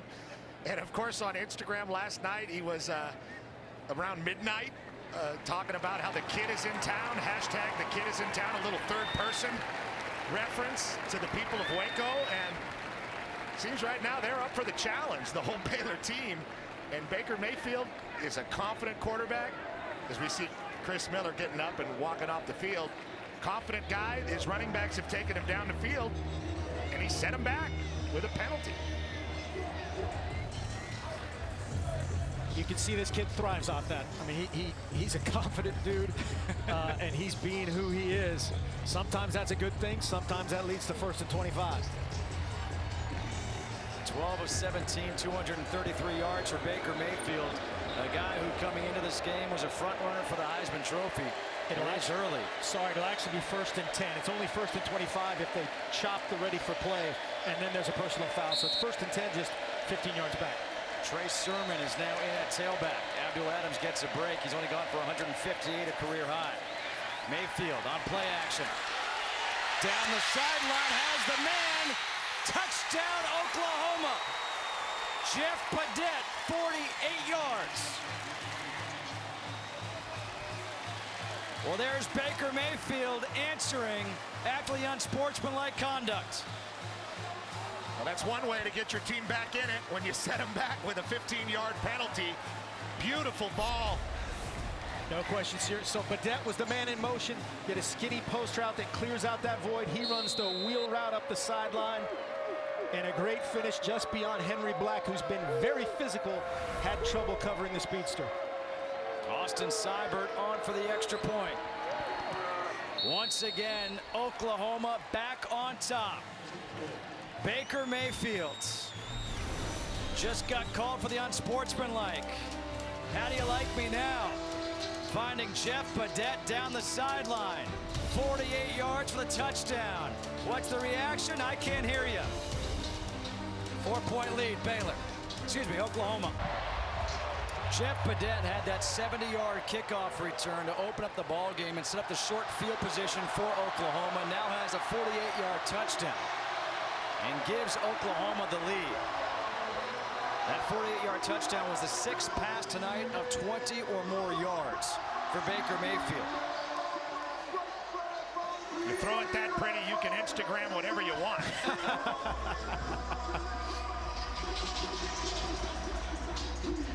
Lincoln Riley talking with Baker Mayfield. Tristan Ebner is back, waiting to receive, hoping to get a chance to return one from Austin Seibert. Has not had a chance yet.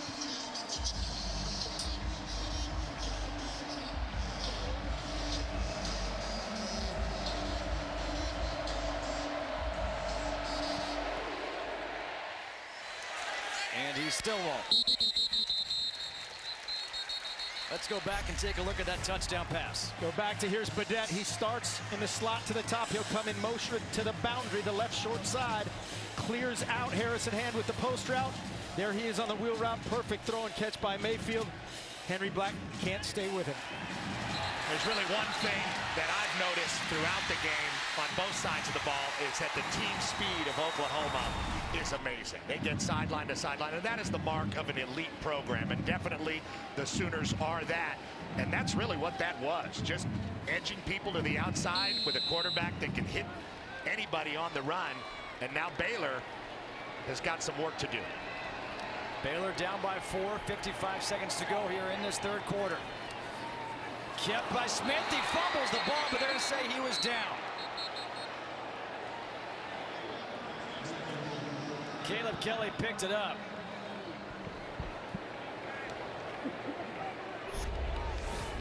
Just tries to pull this too late. He's on his third step and he tries to pull it out. No question, he's down. The ground causes the fumble there. 2nd and 12. You ever coached that mesh before? That mesh is hard to coach, and he's trying to make his decision too late. But the proper read, just one step too late. 2nd down and 11.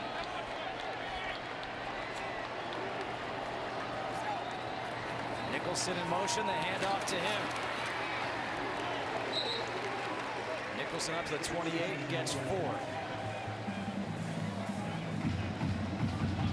3rd and 7. Let's see if this will be the final play. If that was the final play of the quarter, as Zach Smith and Baylor walk towards the sideline. And that will be it. Hey, if you're Matt Rule, and we said yesterday, hey, it could be a 4-point game going in the 4th quarter, he would have took that right then. Oh, yeah. Absolutely. Baylor and Oklahoma battling here in Waco in the Big 12 opener. We head to the 4th, and it's a 4-point game.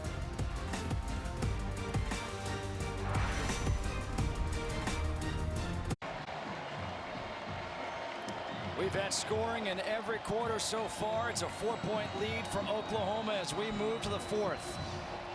Baker Mayfield just let his team down, and a 48-yard touchdown pass to Jeff Badette to take the lead. 3rd and 7 coming up here for Zach Smith and Baylor at their own 28-yard line.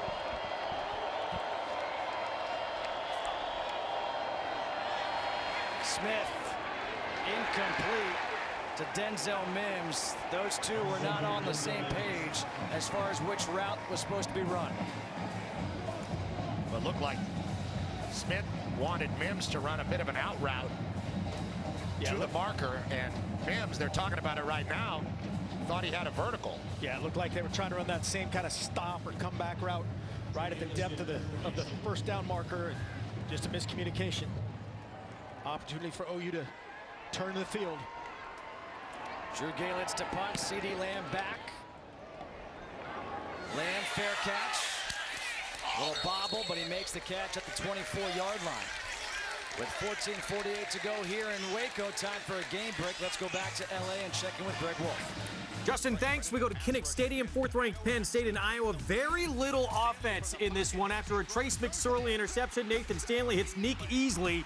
21 yards. Hawkeyes lead 7-5 at the half. Iowa's won their last 4 home games under the lights, including against number 3 Michigan last year. Justin, Petros, Mark, back to you. Guys, it seems like this Saturday is that day where you just have to kind of survive in advance. 7-5. Like What inning is it? Two-out double.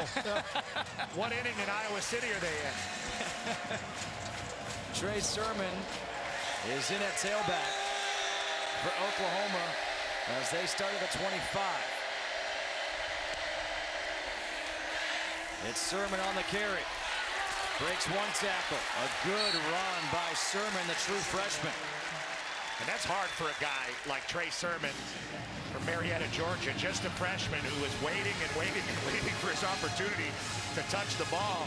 Doesn't happen till the first play of the 4th quarter.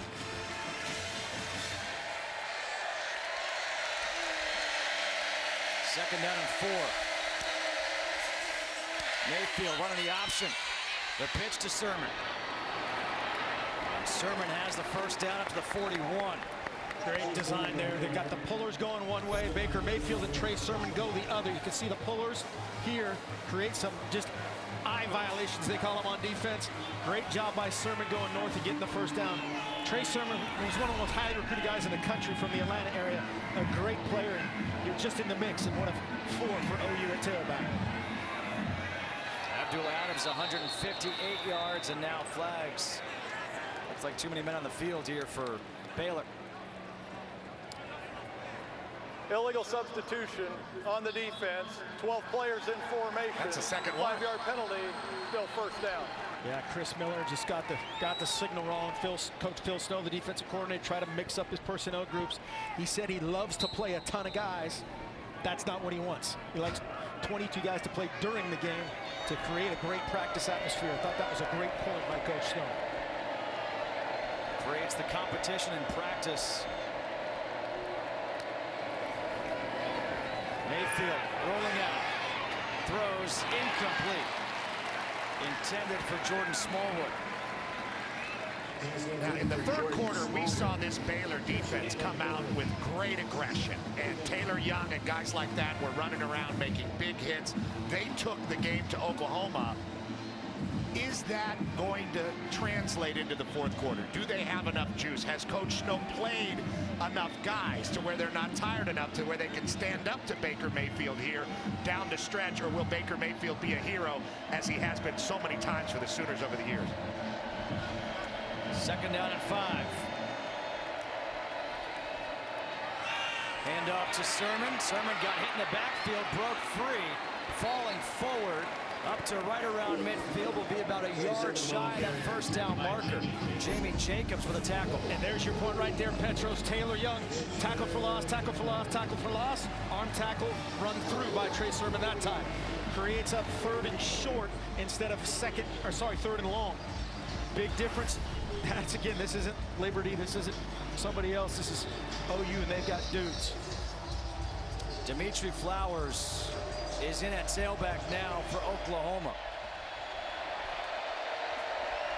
Mayfield will keep it himself, and he'll pick up that first down.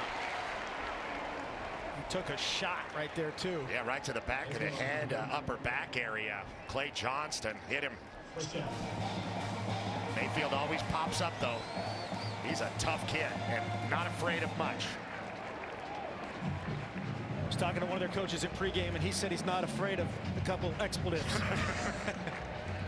I won't say who that was. Coaches don't swear. First and 10 from the 48 of Baylor.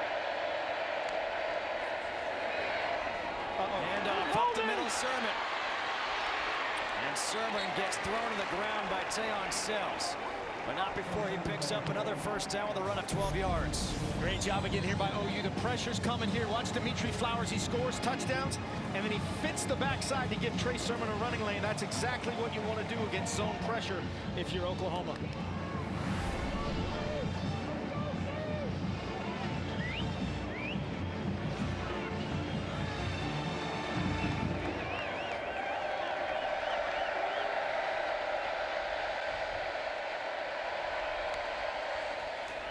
Sermon again.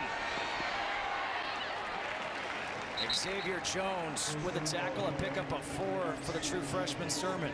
What an interesting decision by Lincoln Riley to go with the true freshman here in the fourth quarter to carry the mail and try to take it out of the Baylor defense. And they are taking it out of the Baylor defense. We see it bear down right now. It's Xavier Jones, the Baylor Bear player who just made the tackle. He is down. We'll take a break here with 11:35 to go. College football next Saturday starting at 4 Eastern on Fox. FS1 College Football is sponsored by Mazda. Driving matters. Back here in Waco, 4-point lead for Oklahoma. Xavier Jones helped off the field. 6'3", 235-pound junior.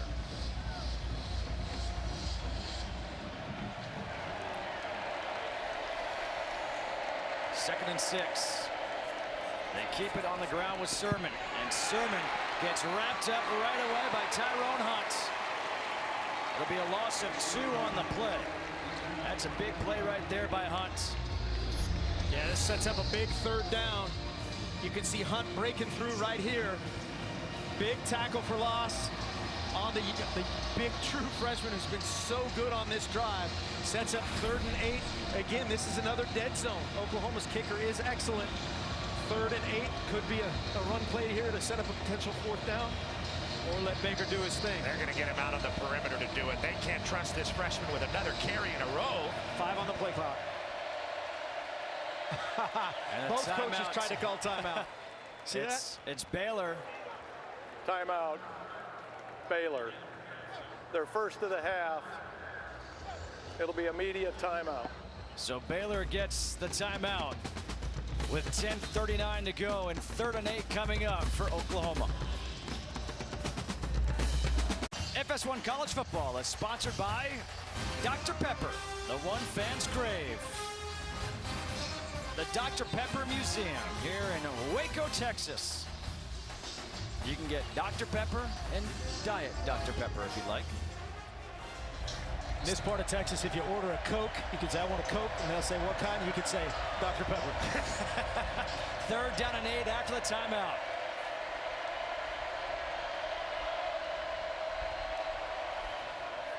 It is Sermon. Sermon's got the first down and more. Still on his feet. Sermon, touchdown! 34 yards by the true freshman.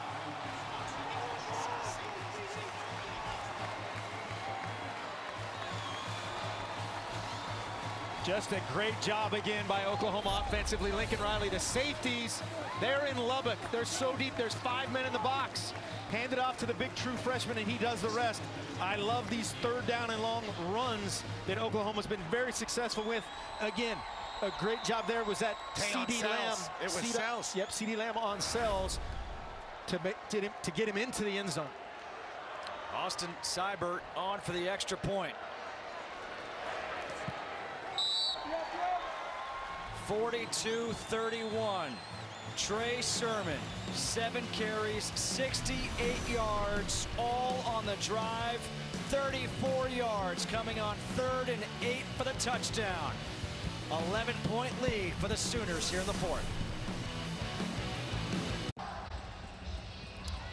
Trey Sermon, what was that? True freshman. You can't hand the ball off to that guy, right? I wouldn't have done it.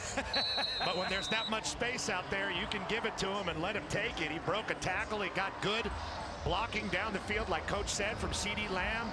And an amazing play call by Lincoln Riley, taking the ball out of the hands of his superstar quarterback and giving it to a freshman to take control of the game in the 4th quarter. Amazing.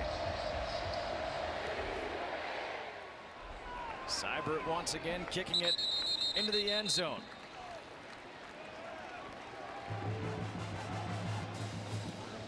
Our Buick expectation-shattering drive was that last drive that we just saw, and it was all about the true freshman, Trey Sermon.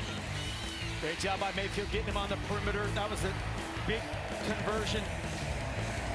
Him being physical, getting his shoulders square, and again, a good chair cut. All these Oklahoma running backs can change direction and finishing the deal here. The expectation that is shattered is how physical they've been in the run game, and the true freshman, like you said, getting it done in the fourth quarter. 253 rushing yards for Oklahoma on the game. On first down, Smith taking the shot down the sideline. It's incomplete. The pass intended for Denzel Mims. Your Matt Rule here, you're talking to your team again. It's an 11-point game. It's a 2-possession game. You're still going to run your plan with 10.5 left, and they start with a shot. Remember, they've had a lot of trouble on third down. They've been a lot more efficient on both sides of the ball in tonight's game, but Baylor's had a lot of trouble on third down, and it really is because they haven't had a lot of success on first and second down, so they end up in third and long situations. Let's see what they can do here and make some up. Hand off to Lovett. And Lovett gets run out by Emmanuel Beal, 8th tackle of the game. That was such a great job by Beal, feeling the block and then accelerating. It looked for a second like Lovett was going to break through and convert that. Just like Petro said, 2nd and 10 turns into 3rd and 7. These are tough sequences. And now a timeout taken by Oklahoma. Didn't have the right guys on the field. For 3rd and 7. Their first of the half. It'll be 30 seconds in length. Well, coming up next, college football continues here on FS1 as 7th-ranked Washington battles Colorado.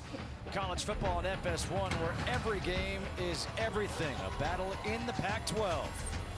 From Folsom Field in Boulder. That'll be a big test for Coach Peterson's team.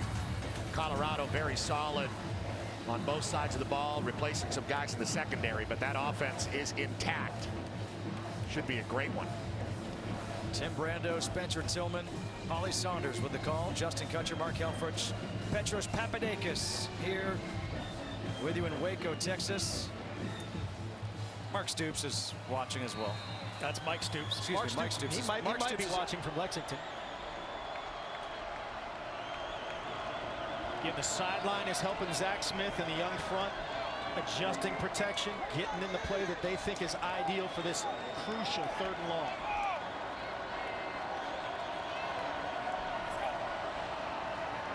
Third and 7, pressure coming. Smith throws high, incomplete. Intended for Tony Nicholson. The pressure stepped up for Oklahoma. Excellent disguise by Oklahoma. They stayed in a 2-high safety look. The 2 safeties stayed deep and didn't show the blitz. Got the pressure to Zach Smith and really wisely throws it away there instead of taking a sack. CeeDee Lamb is back. Drew Galitz to punt. They need a big one right now. Does Baylor. Fair catch signaled and made at the 19. A 53-yard punt.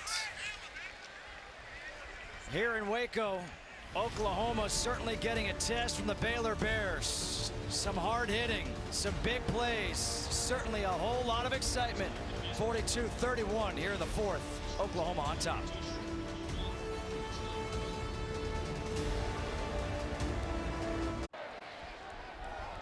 Baker Mayfield back out there on the field with his team leading by 11. Time of possession fairly even, but the yards certainly in favor of Oklahoma, 534 to 391. They've also set a new Oklahoma record with 14 straight games of over 30 points. As Baker Mayfield takes a hit and a flag comes in late, not near the sideline. 2 officials over on the sideline where the hit took place, but like you said, Justin, the flag came from more the middle of the field. Great play call. Yeah, just inside zone, and Baker pulled it off. There being no defender back to the field. Offense number 81. It'll be 10-yard penalty from the spot of the foul, and we'll replay first down. Mark Andrews, great tight end. There he is. Just gets those hands extended. You got to keep driving your feet and run to your goal line, and that won't happen. Anytime you're backing up as the offensive player, you open yourself up for that call. So now it's first down and 8 instead.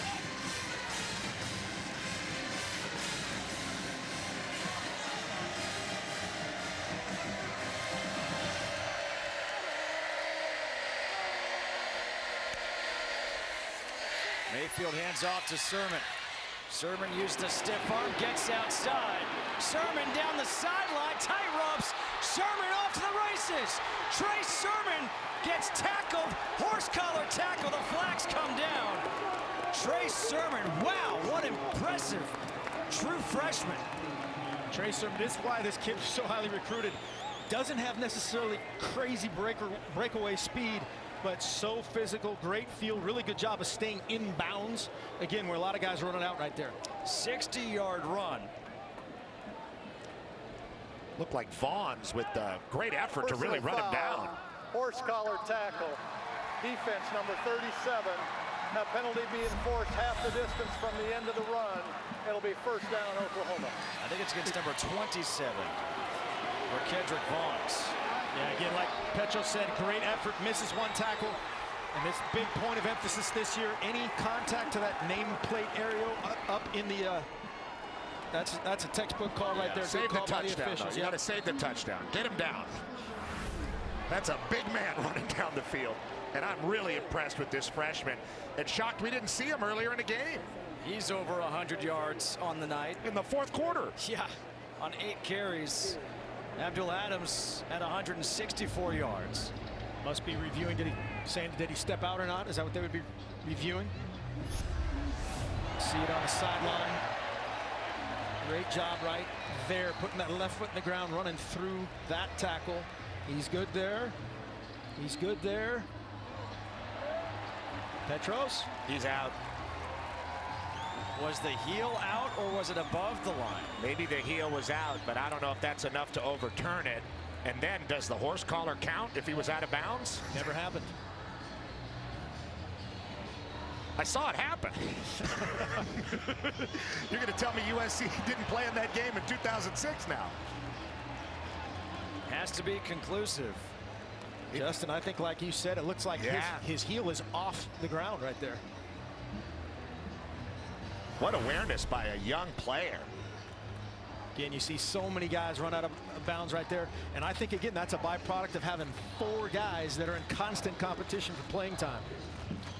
Let's get the call from Brad Van Vark. After review, the ruling on the field stands as called. First down. Not conclusive evidence to overturn the call. Or confirm, but looked like, right. Looked like his heel was off the ground. So, by the way, the horse collar also stands. Yes, because it happened.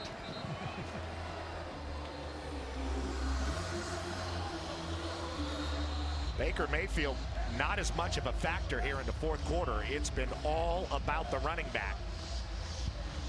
13-game winning streak for Oklahoma. Longest in the nation. Trying to make it 14.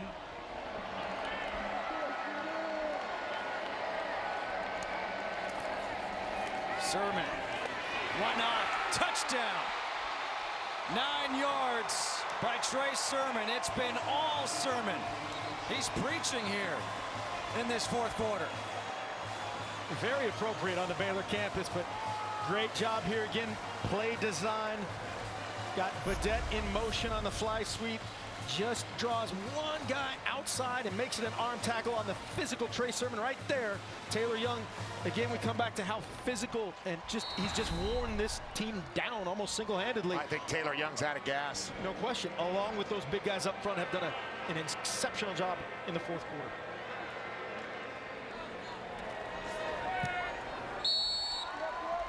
The extra point is good.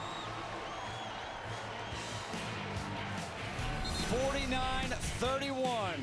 It's the Trey Sermon show here in the fourth quarter for number 4 in Oklahoma. He's got 137 yards all in the quarter.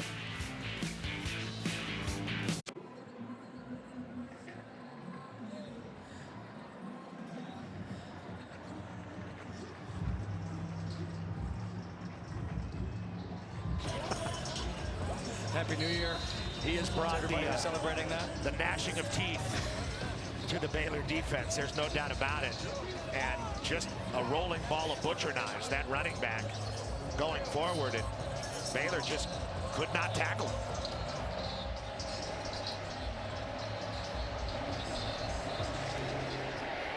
It's 21 unanswered points for Oklahoma. And the Sooners have taken over, guys, courtesy of the run game. Well, it started out with Abdul Adams, and he really was running the ball with a lot of firepower early. Of course, he had the long 99-yarder, the longest play from scrimmage in the history of Oklahoma football. I don't think that one's going to be broken anytime soon. And then the true freshman comes in, Trey Sermon. Very patient play calling. Very good use of personnel by Lincoln Riley, and Sermon was just the number to call to grind down the Bears defense. Both of those guys have had a heck of an afternoon running together. And that all combines to a 334-78 run game edge for Oklahoma. Zach Smith on first down, gets it, but completes the pass to Denzel Mims. I guess they don't miss Pirine and Mixon that much. You know, it's funny because we came into this broadcast, Petros, remember talking about how it was Baylor who wanted to make or had the emphasis on the run game, getting Terrence Williams back. They wanted to try to run the ball a lot in this game. They did, but their quarterback has played excellently. Smith again going up high. Did he come down with it? Did Mims get it? He did. Wow. What an acrobatic catch by Denzel Mims going up against Jordan Thomas. 26-yard completion. It has been a tough day at the office for Jordan Thomas on paper, but that's a 50-50 ball tipped, razzle-dazzle. There it is. That's good in the NFL. Both feet were in. And Coach Rule was talking about that. Somebody's got to go up and make a play sometimes when we throw it. Pass is under further review. And Mims had the one-on-one matchup and did come down with it. It looks good. They are going to look at it. You know Mims' hometown? Yes. Dangerfield, Texas. Hard to get respect there. Danger's his middle name. We went in two different directions. Yeah.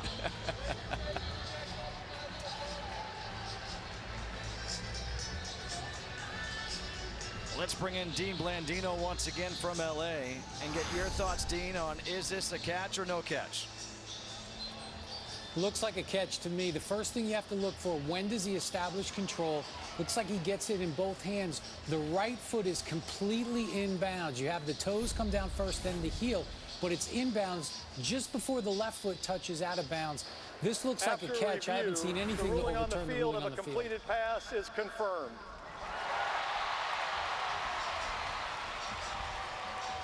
That makes Dean 2 for 2, correct? Dean's on fire. All right. It is confirmed. A completed catch, acrobatic play by Denzel Mims. 10 catches, 186 yards for Mims on the night.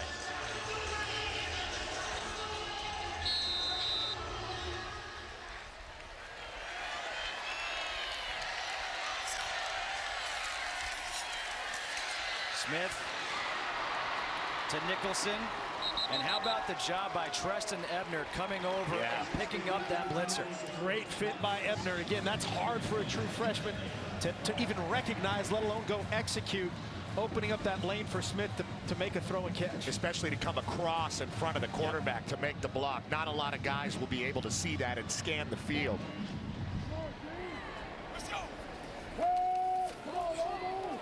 Smith moving in the pocket. On the run, throws the sideline, completes it to Bruce Strickland for the first down as he gets out of bounds. It looks like the Bears have found their quarterback going through the rest of the season. Yeah, this kid does a lot of good things, and they've had a great plan going back, to what you were talking about. They've just got to continue to play clean in every phase, not give up the special team snafu. And this thing isn't over yet. Still got to keep playing, got to ratchet your tempo up a little bit right here. Smith trying to find Ebner, who bobbled it, then took a hit from Emmanuel Beal. That's why you have to catch it the first time, because somebody's coming. Emmanuel Beal very fast at the will linebacker position. to get to the back once he's unable to secure the ball. It's the right read by Smith. Just a little high for a running back. You want to see it right between the two numbers when it's a running back, especially a young one. And he pays the price for not catching it the first time. Oklahoma's been the more physical team in the fourth quarter. That wasn't the case in the third. Second down and 10. Smith pumps. Overthrows Mims. For those of you tuning in for Washington at Colorado, we'll get you out there at the immediate conclusion of our game. In the meantime, that game is available on FS2 and streaming live on Fox Sports Go. Justin Kutcher, Petros Papadakis, Mark Helfrich here in Waco at McLean Stadium. Fourth quarter, Oklahoma, third-ranked team in the country, leading Baylor 49-31, 21 unanswered by Oklahoma. But the Baylor Bears marching down the field, facing a 3rd and 10 from the 18-yard line. Smith to the end zone, incomplete. And he took a hit as well. Yeah, he got hit there big time. I think it was Overton that finally got home. Good job by Smith working the pocket. And he's just got a safe spot this to the front pylon to stay away from the defender. Baylor's going to kick a field goal here. It'll still stay a 2-score game if this is good. It's going to be a 36-yard attempt for Connor Martin, who's 3 of 4 on the night. 32, 41, and 46. And this one is good from 36. That snaps the 21 unanswered. It's a 49-34 ball game with 7:04 to go. Back right after this.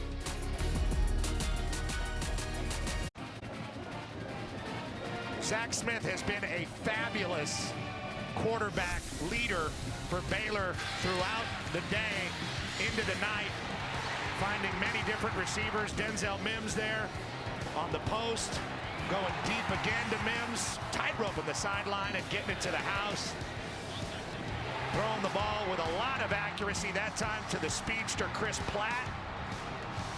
He's been directing traffic, moving guys around, running the ball a little bit.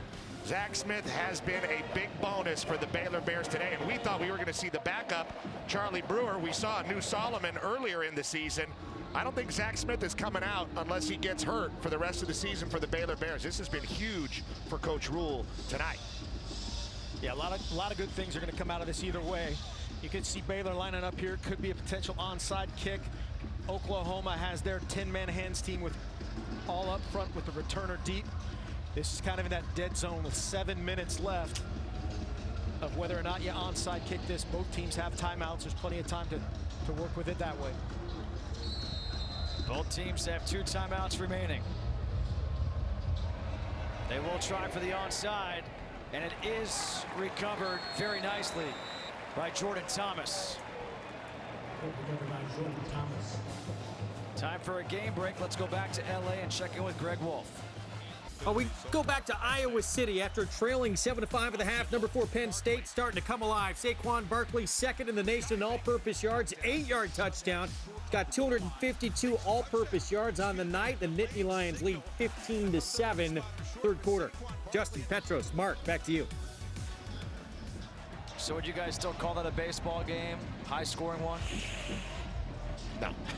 I mean, home runs are going crazy this year. It's so back to a Big Ten game. 49-34. It's a fine line, isn't it? Yeah. Yes, it is. Now good starting field position here for Oklahoma. And I don't know what you do if you're Baylor at this point. I mean, you haven't been able to tackle this running back. You got a Heisman candidate, Baker Mayfield, sitting back there at quarterback waiting to make another touchdown throw if you stack the box.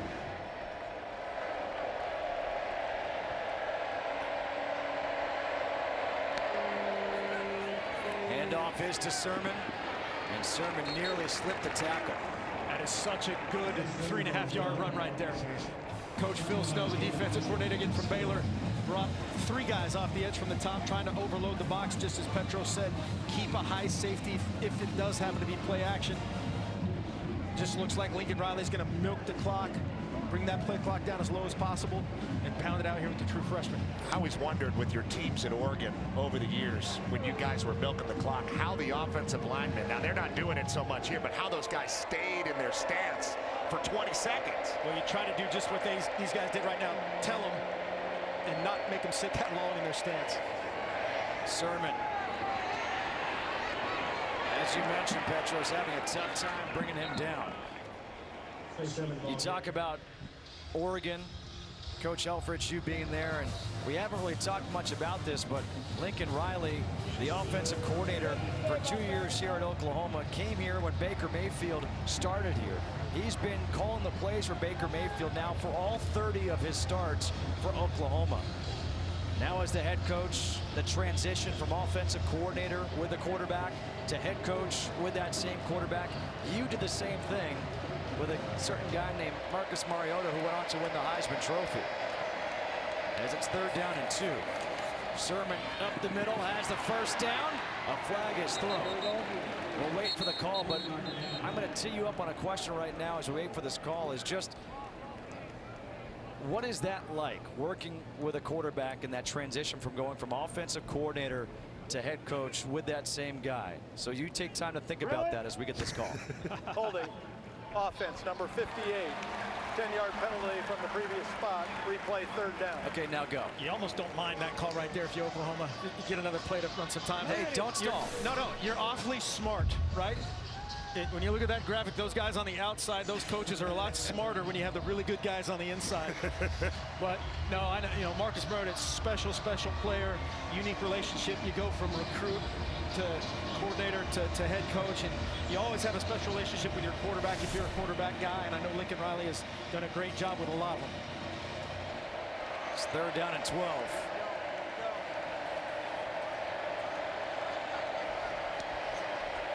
Let that play clock go down to 1. And Sermon, he will be bottled up this time, which will bring up 4th down. I don't know if today's been a Heisman performance for Baker Mayfield. He certainly had some beautiful throws earlier in the game and one in the second half, but people don't realize just how hard it is going back to Marcus Mariota and Coach Helfrich's relationship with him. For a guy on the West Coast, not from USC, because the East Coast bias is real, to win the Heisman Trophy. I mean, you can barely name the guys other than Mariota, who's a modern era miracle. Gary Beeben, Terry Baker. I mean, there's not a lot of guys. Jim Plunkett. Those are the only guys who didn't play for USC on the West Coast to ever win a Heisman. Not Marshall Faulk, not Toby Gerhart, not Christian McCaffrey, not Andrew Luck. So what they accomplished at Oregon with Marcus Mariota was beyond the pale for Coach Helfrich, and there he is. Can Baker Mayfield have that kind of season? He's certainly getting enough attention to have that kind of season, and the signature victory in the moment at Ohio State. Coach Lincoln Riley has got a lot to manage with this quarterback because this guy is a fire plug and he attracts a whole lot of attention. Yeah, you can tell it's a balancing act. This guy's a confident dude, and there's some stuff off the field you're going to have to take care of, even some stuff on the field with the personal foul, but part of that is him. Part of that is what makes him so special, and you can't quell that either. Seibert punting to Nicholson. And a fair catch made at the 14-yard line. So Baker Mayfield, he's been a Heisman candidate. Mayfield has finished 4th in 2015, 3rd in 16, and this is how he has improved. Look at the numbers. Last year, 71% completion percentage. This year now at 77%. Yeah, that's just so impressive. That number's going to, the completion percentage will go down a little bit, most likely tonight. But there's going to be games like this that, Petro said this isn't a Heisman performance. You're going to get everybody's best shot from here on out if you're Baker Mayfield. Again, some of that is self-inflicted. Some of that is just your OU. And he's never not been a fiery player. I mean, he was a fiery player at Texas Tech. I mean, this is the style this guy plays. I don't think he can play any other way. Well, for those of you tuning in for Washington at Colorado, we'll get you there at the immediate conclusion of our game. In the meantime, that game is available on FS2 and streaming live on Fox Sports Go. RJ Sneed with a catch, 5-yard pickup. One thing I do want to ask Coach Helfrich is this.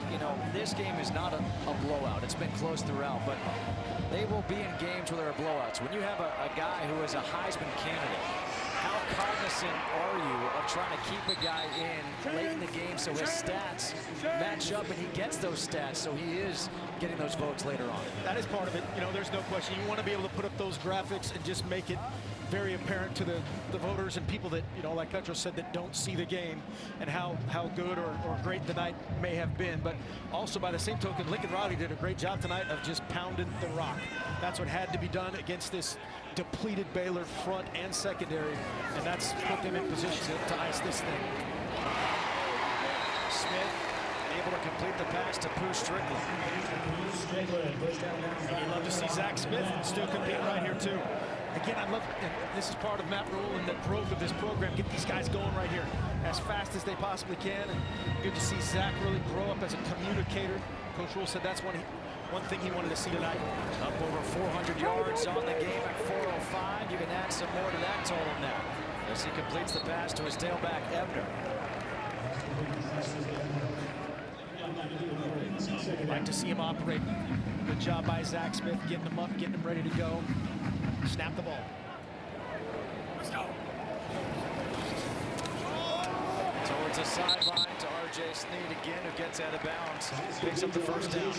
These are more teaching moments for Coach Rule, aren't they? And his offensive coordinator, Jeff Nixon, calling plays, getting on the same page with the quarterback, figuring out what they can do down the stretch. I've been really impressed with Baylor tonight. I know they're going to lose this game, and Oklahoma is a powerhouse, and they came in and did what they had to do, powered things through the fourth quarter, but Baylor stepped up today.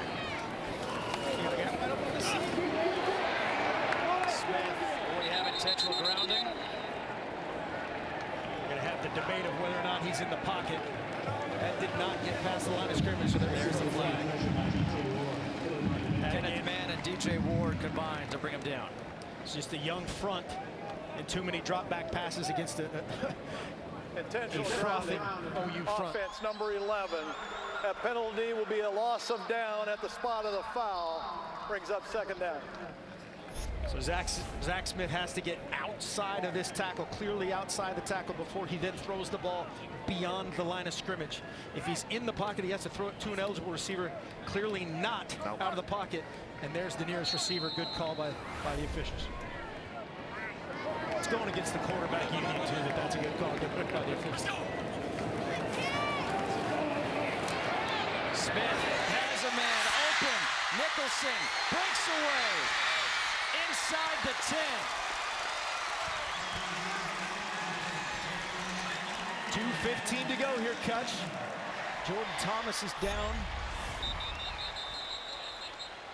Really good job by Zach Smith stepping up and safe spotting that ball. He's found a lot of spots between the safeties and the corners when Oklahoma runs zone. Jordan Thomas is the player down, first team Big 12 last year. Reaching for that ankle. He's been picked on by Mims most of the night, really. Zach Smith tried to get after him. He went out earlier with something on his jersey. He had a great play picking up the onside kick on the hands team. Still out there competing late in the game. Yeah, Parnell Motley, I think, has taken all that attack to him. He's played so well. There's Jordan Thomas right there on the bottom of the screen. And it looked like either a change of direction got him right there. Just pulled up on that turf. Sometimes your cleats stick. Again, a non-contact injury for Oklahoma. A couple of those tonight.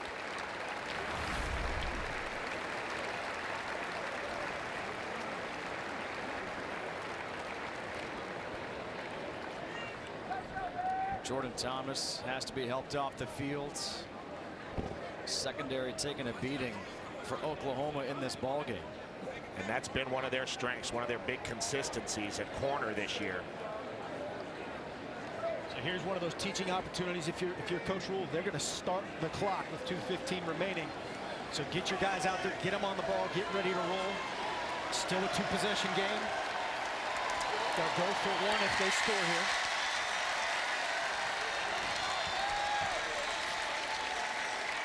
First and goal from the 7 for the Bears. Clock's running. You want to see your quarterback snap the ball right here. Smith to the end zone. Incomplete, looking for Denzel Mims. On the coverage was Trey Norwood. Remember, it was Trey Norwood before who came in for Jordan Thomas, and they went right at him on a 3rd down, and they converted. Baylor scores here. Onside kick, and anything could happen. Could be a wacky finish in Waco.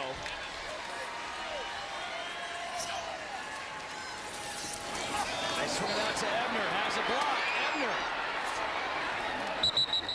collides with Kenneth Murray. True freshman against true freshman. Great finish by the OU secondary. That is so hard to get that guy down in space. Coach Rule's going to take a timeout. There's Kenneth Murray, the true freshman linebacker. A lot of physical gifts, according to the defensive coordinator, Mike Stoops, 6'2", 242. First true freshman to start the opener for Oklahoma at inside linebacker in 42 years. That includes the Boz, right? Timeout. I believe it does. Baylor, their second charge timeout of the half. Baylor has elected to make it a 60-second timeout. Well, that gives us time to talk about what's going on. We've got 60 seconds to talk about what we have here. Well, it's 3rd and goal from the 3.5 on a right hash. You're going to have a certain number of plays for this situation. You could run 2 two-point conversion type plays in a row here.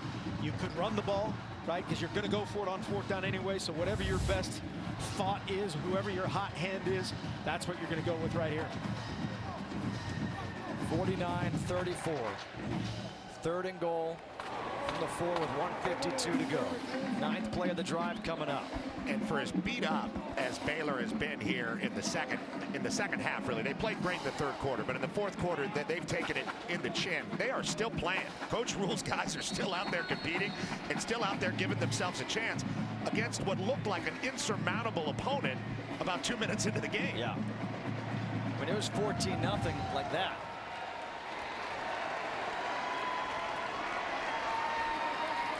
Treston Ebner, a true freshman, in at tailback. Zach Smith in a shotgun on 3rd and goal. Smith.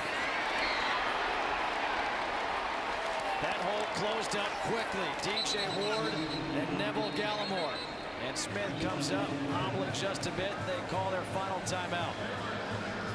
OU does a great job matching this. They've got a bunch route to the field, and they try to sneak the tailback out, and they cover everybody, and the 4-man rush collapses on Zach Smith.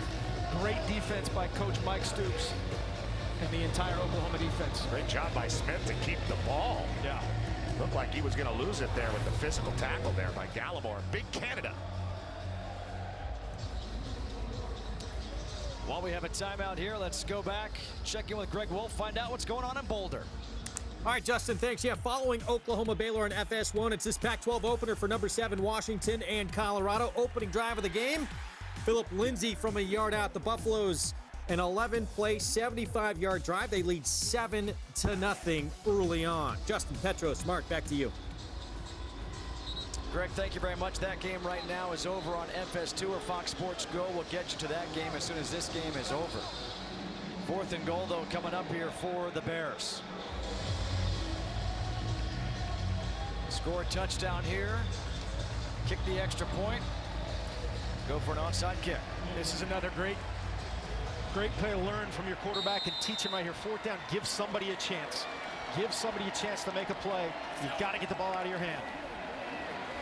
Smith, he does, back in the end zone. Touchdown, Denzel Mims. 3rd touchdown of the game for Mims. Great job working the back of the end zone by Mims. Unbelievable protection in the 4th down by that Baylor front. Gives Smith enough time to and watch him come in from the side of your screen. Check the feet, check the ball. He just bobbled it.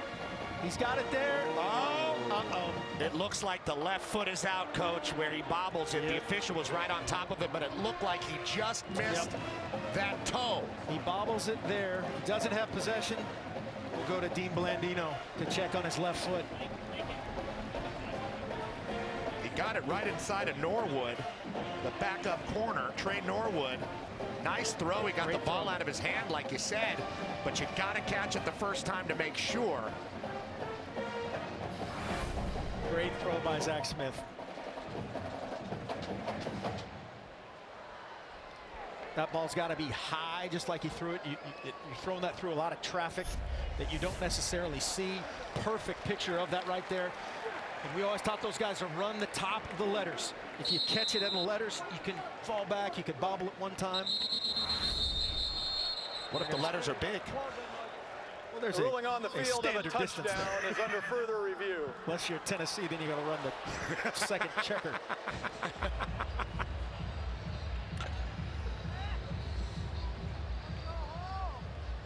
Well, you got everything you wanted out of your quarterback on a 4th down play there if you're Coach Rule. But Mims unable to complete the play, it looks like.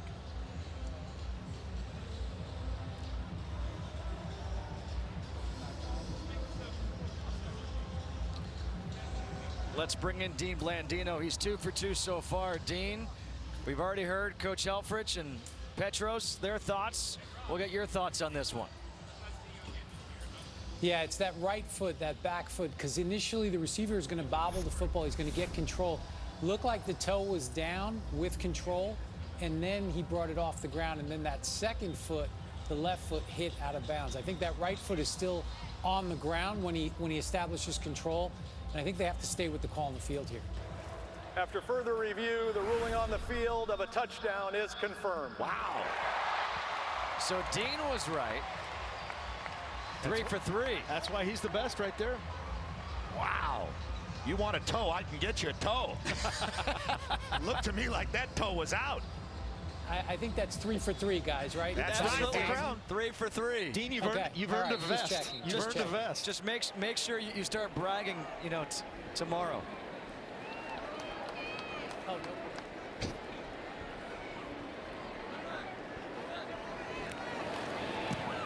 The extra point is good.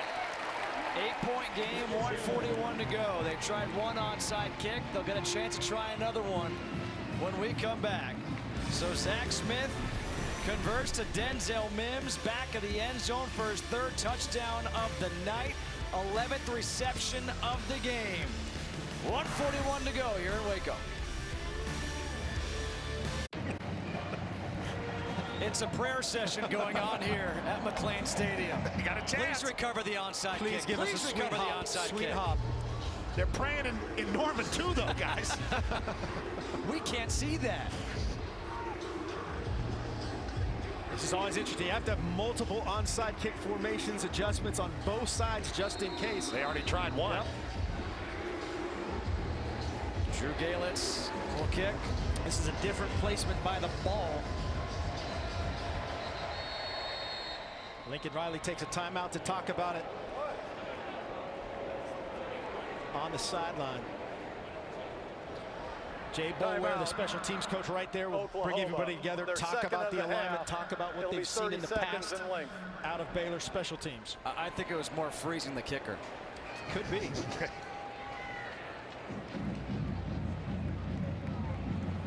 So what's at stake right now for the Oklahoma Sooners as they lead by 8? Well, 13-game winning streak, that's the longest in the country.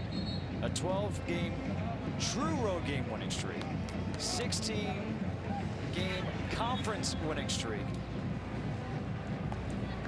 The longest for Oklahoma in their school history is 17. So a win here tonight in the Big 12 would tie that. The longest Big 12 winning streak is 21 games, set by Kansas State. All right, here we go. High bounce, what you want. Mims goes up. They got it. So good by Mims to keep that ball in bounds, and you have to bat it if you bat it backwards or sideways, and he did. He kept it in bounds. We're still waiting for the official ruling. It is Baylor ball. And look who has Taylor it. Young. He's the cover boy in the game program and making plays all over the field. Again, you got to give credit to Denzel Mims. You teach that guy to run the sideline. If you get that high hop, keep it in bounds. Man, did he show some high hops, too. Just a great job. Watch Mims. He's just got to, it's like, LeBron James keeping it in bounds. He out-jumped Mark Andrews. Yeah, Mark Andrews, the tight end, sure-handed tight end. That's a great picture right there, great battle.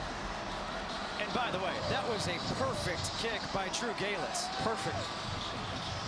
The prayers were answered if you're wearing green and yellow. No doubt about that.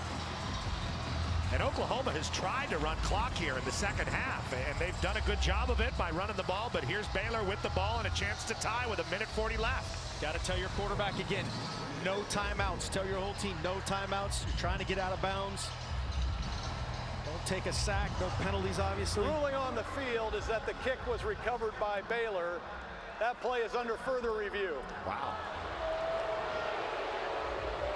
It looked to me like it just came right under Taylor Young. Yeah, the only thing they could be looking for is did it travel 10 yards? Maybe that they might be taking a look at that. Fourth from the bottom, there's Taylor Young right there.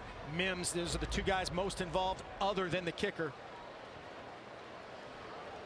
That looks well past the 45-yard line, which is our yellow line right there. And touched by Andrews. Yep. Don't see anything that would turn that ball back over. Now watch the ball slide under the hip of Taylor Young. See how he's on it, and then it gets under his hip there, and he's got it. Exactly how you teach a guy to recover a fumble too. Protect it, go fetal, get your buddies on top of you.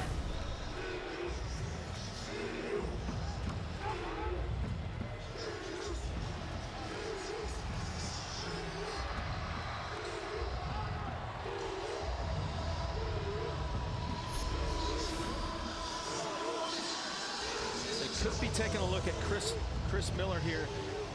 It's just a question of he's blocking or getting blocked there. Would be debatable.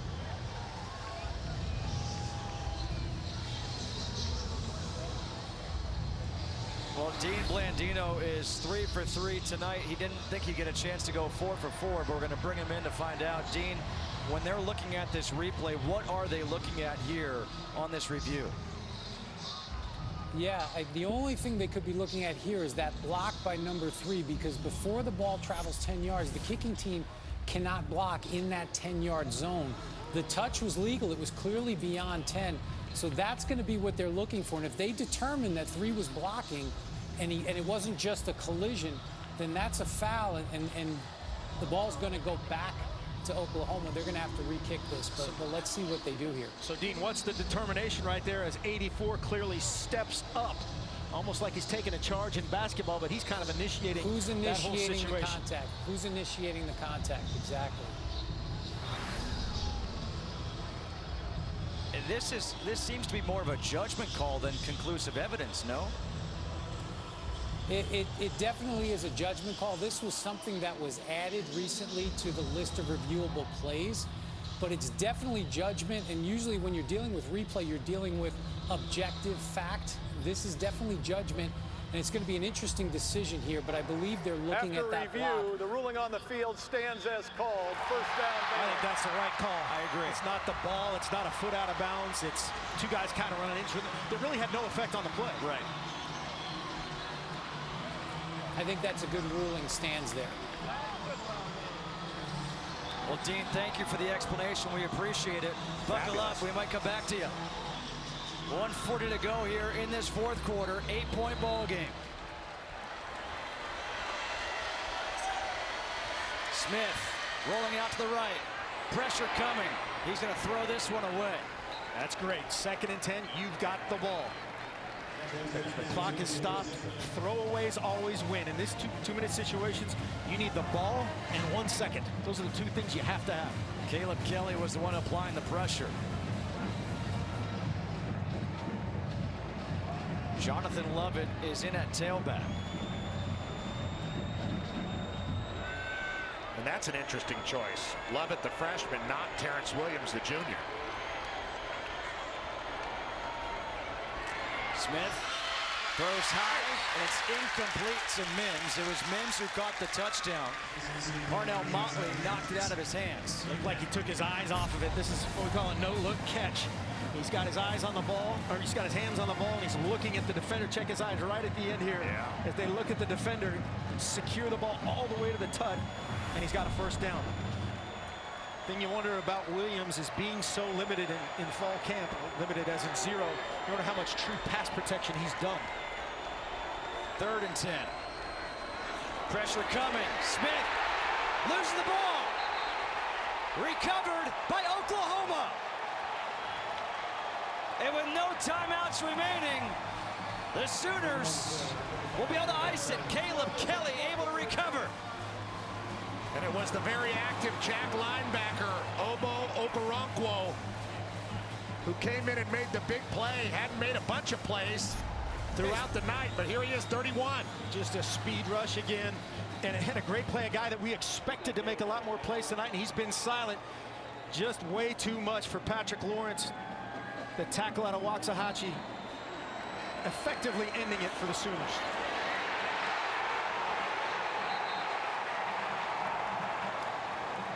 Well, guys, we said it just before. This wacky Saturday in college football, it's kind of survive and advance. And right now, this Oklahoma team, they're going to survive and advance, but they got a true test from the 0-3 Baylor Bears.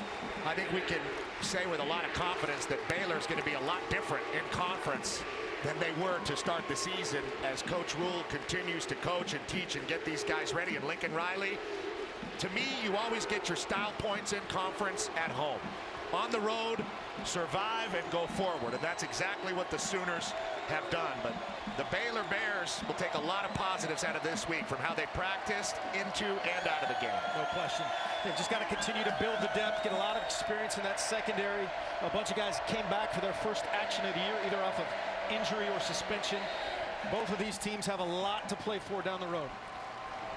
Lincoln Riley will become the 3rd head coach in Oklahoma history to start his career 4-0.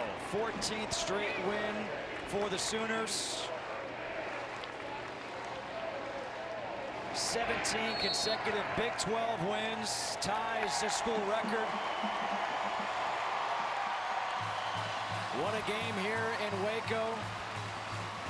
For Mark Helfrich, Petros Papadakis, and our entire crew here in Waco, I am Justin Kutcher saying so long from McLean Stadium, where tonight, number 3, Oklahoma survives 49-41. Now let's go to Colorado.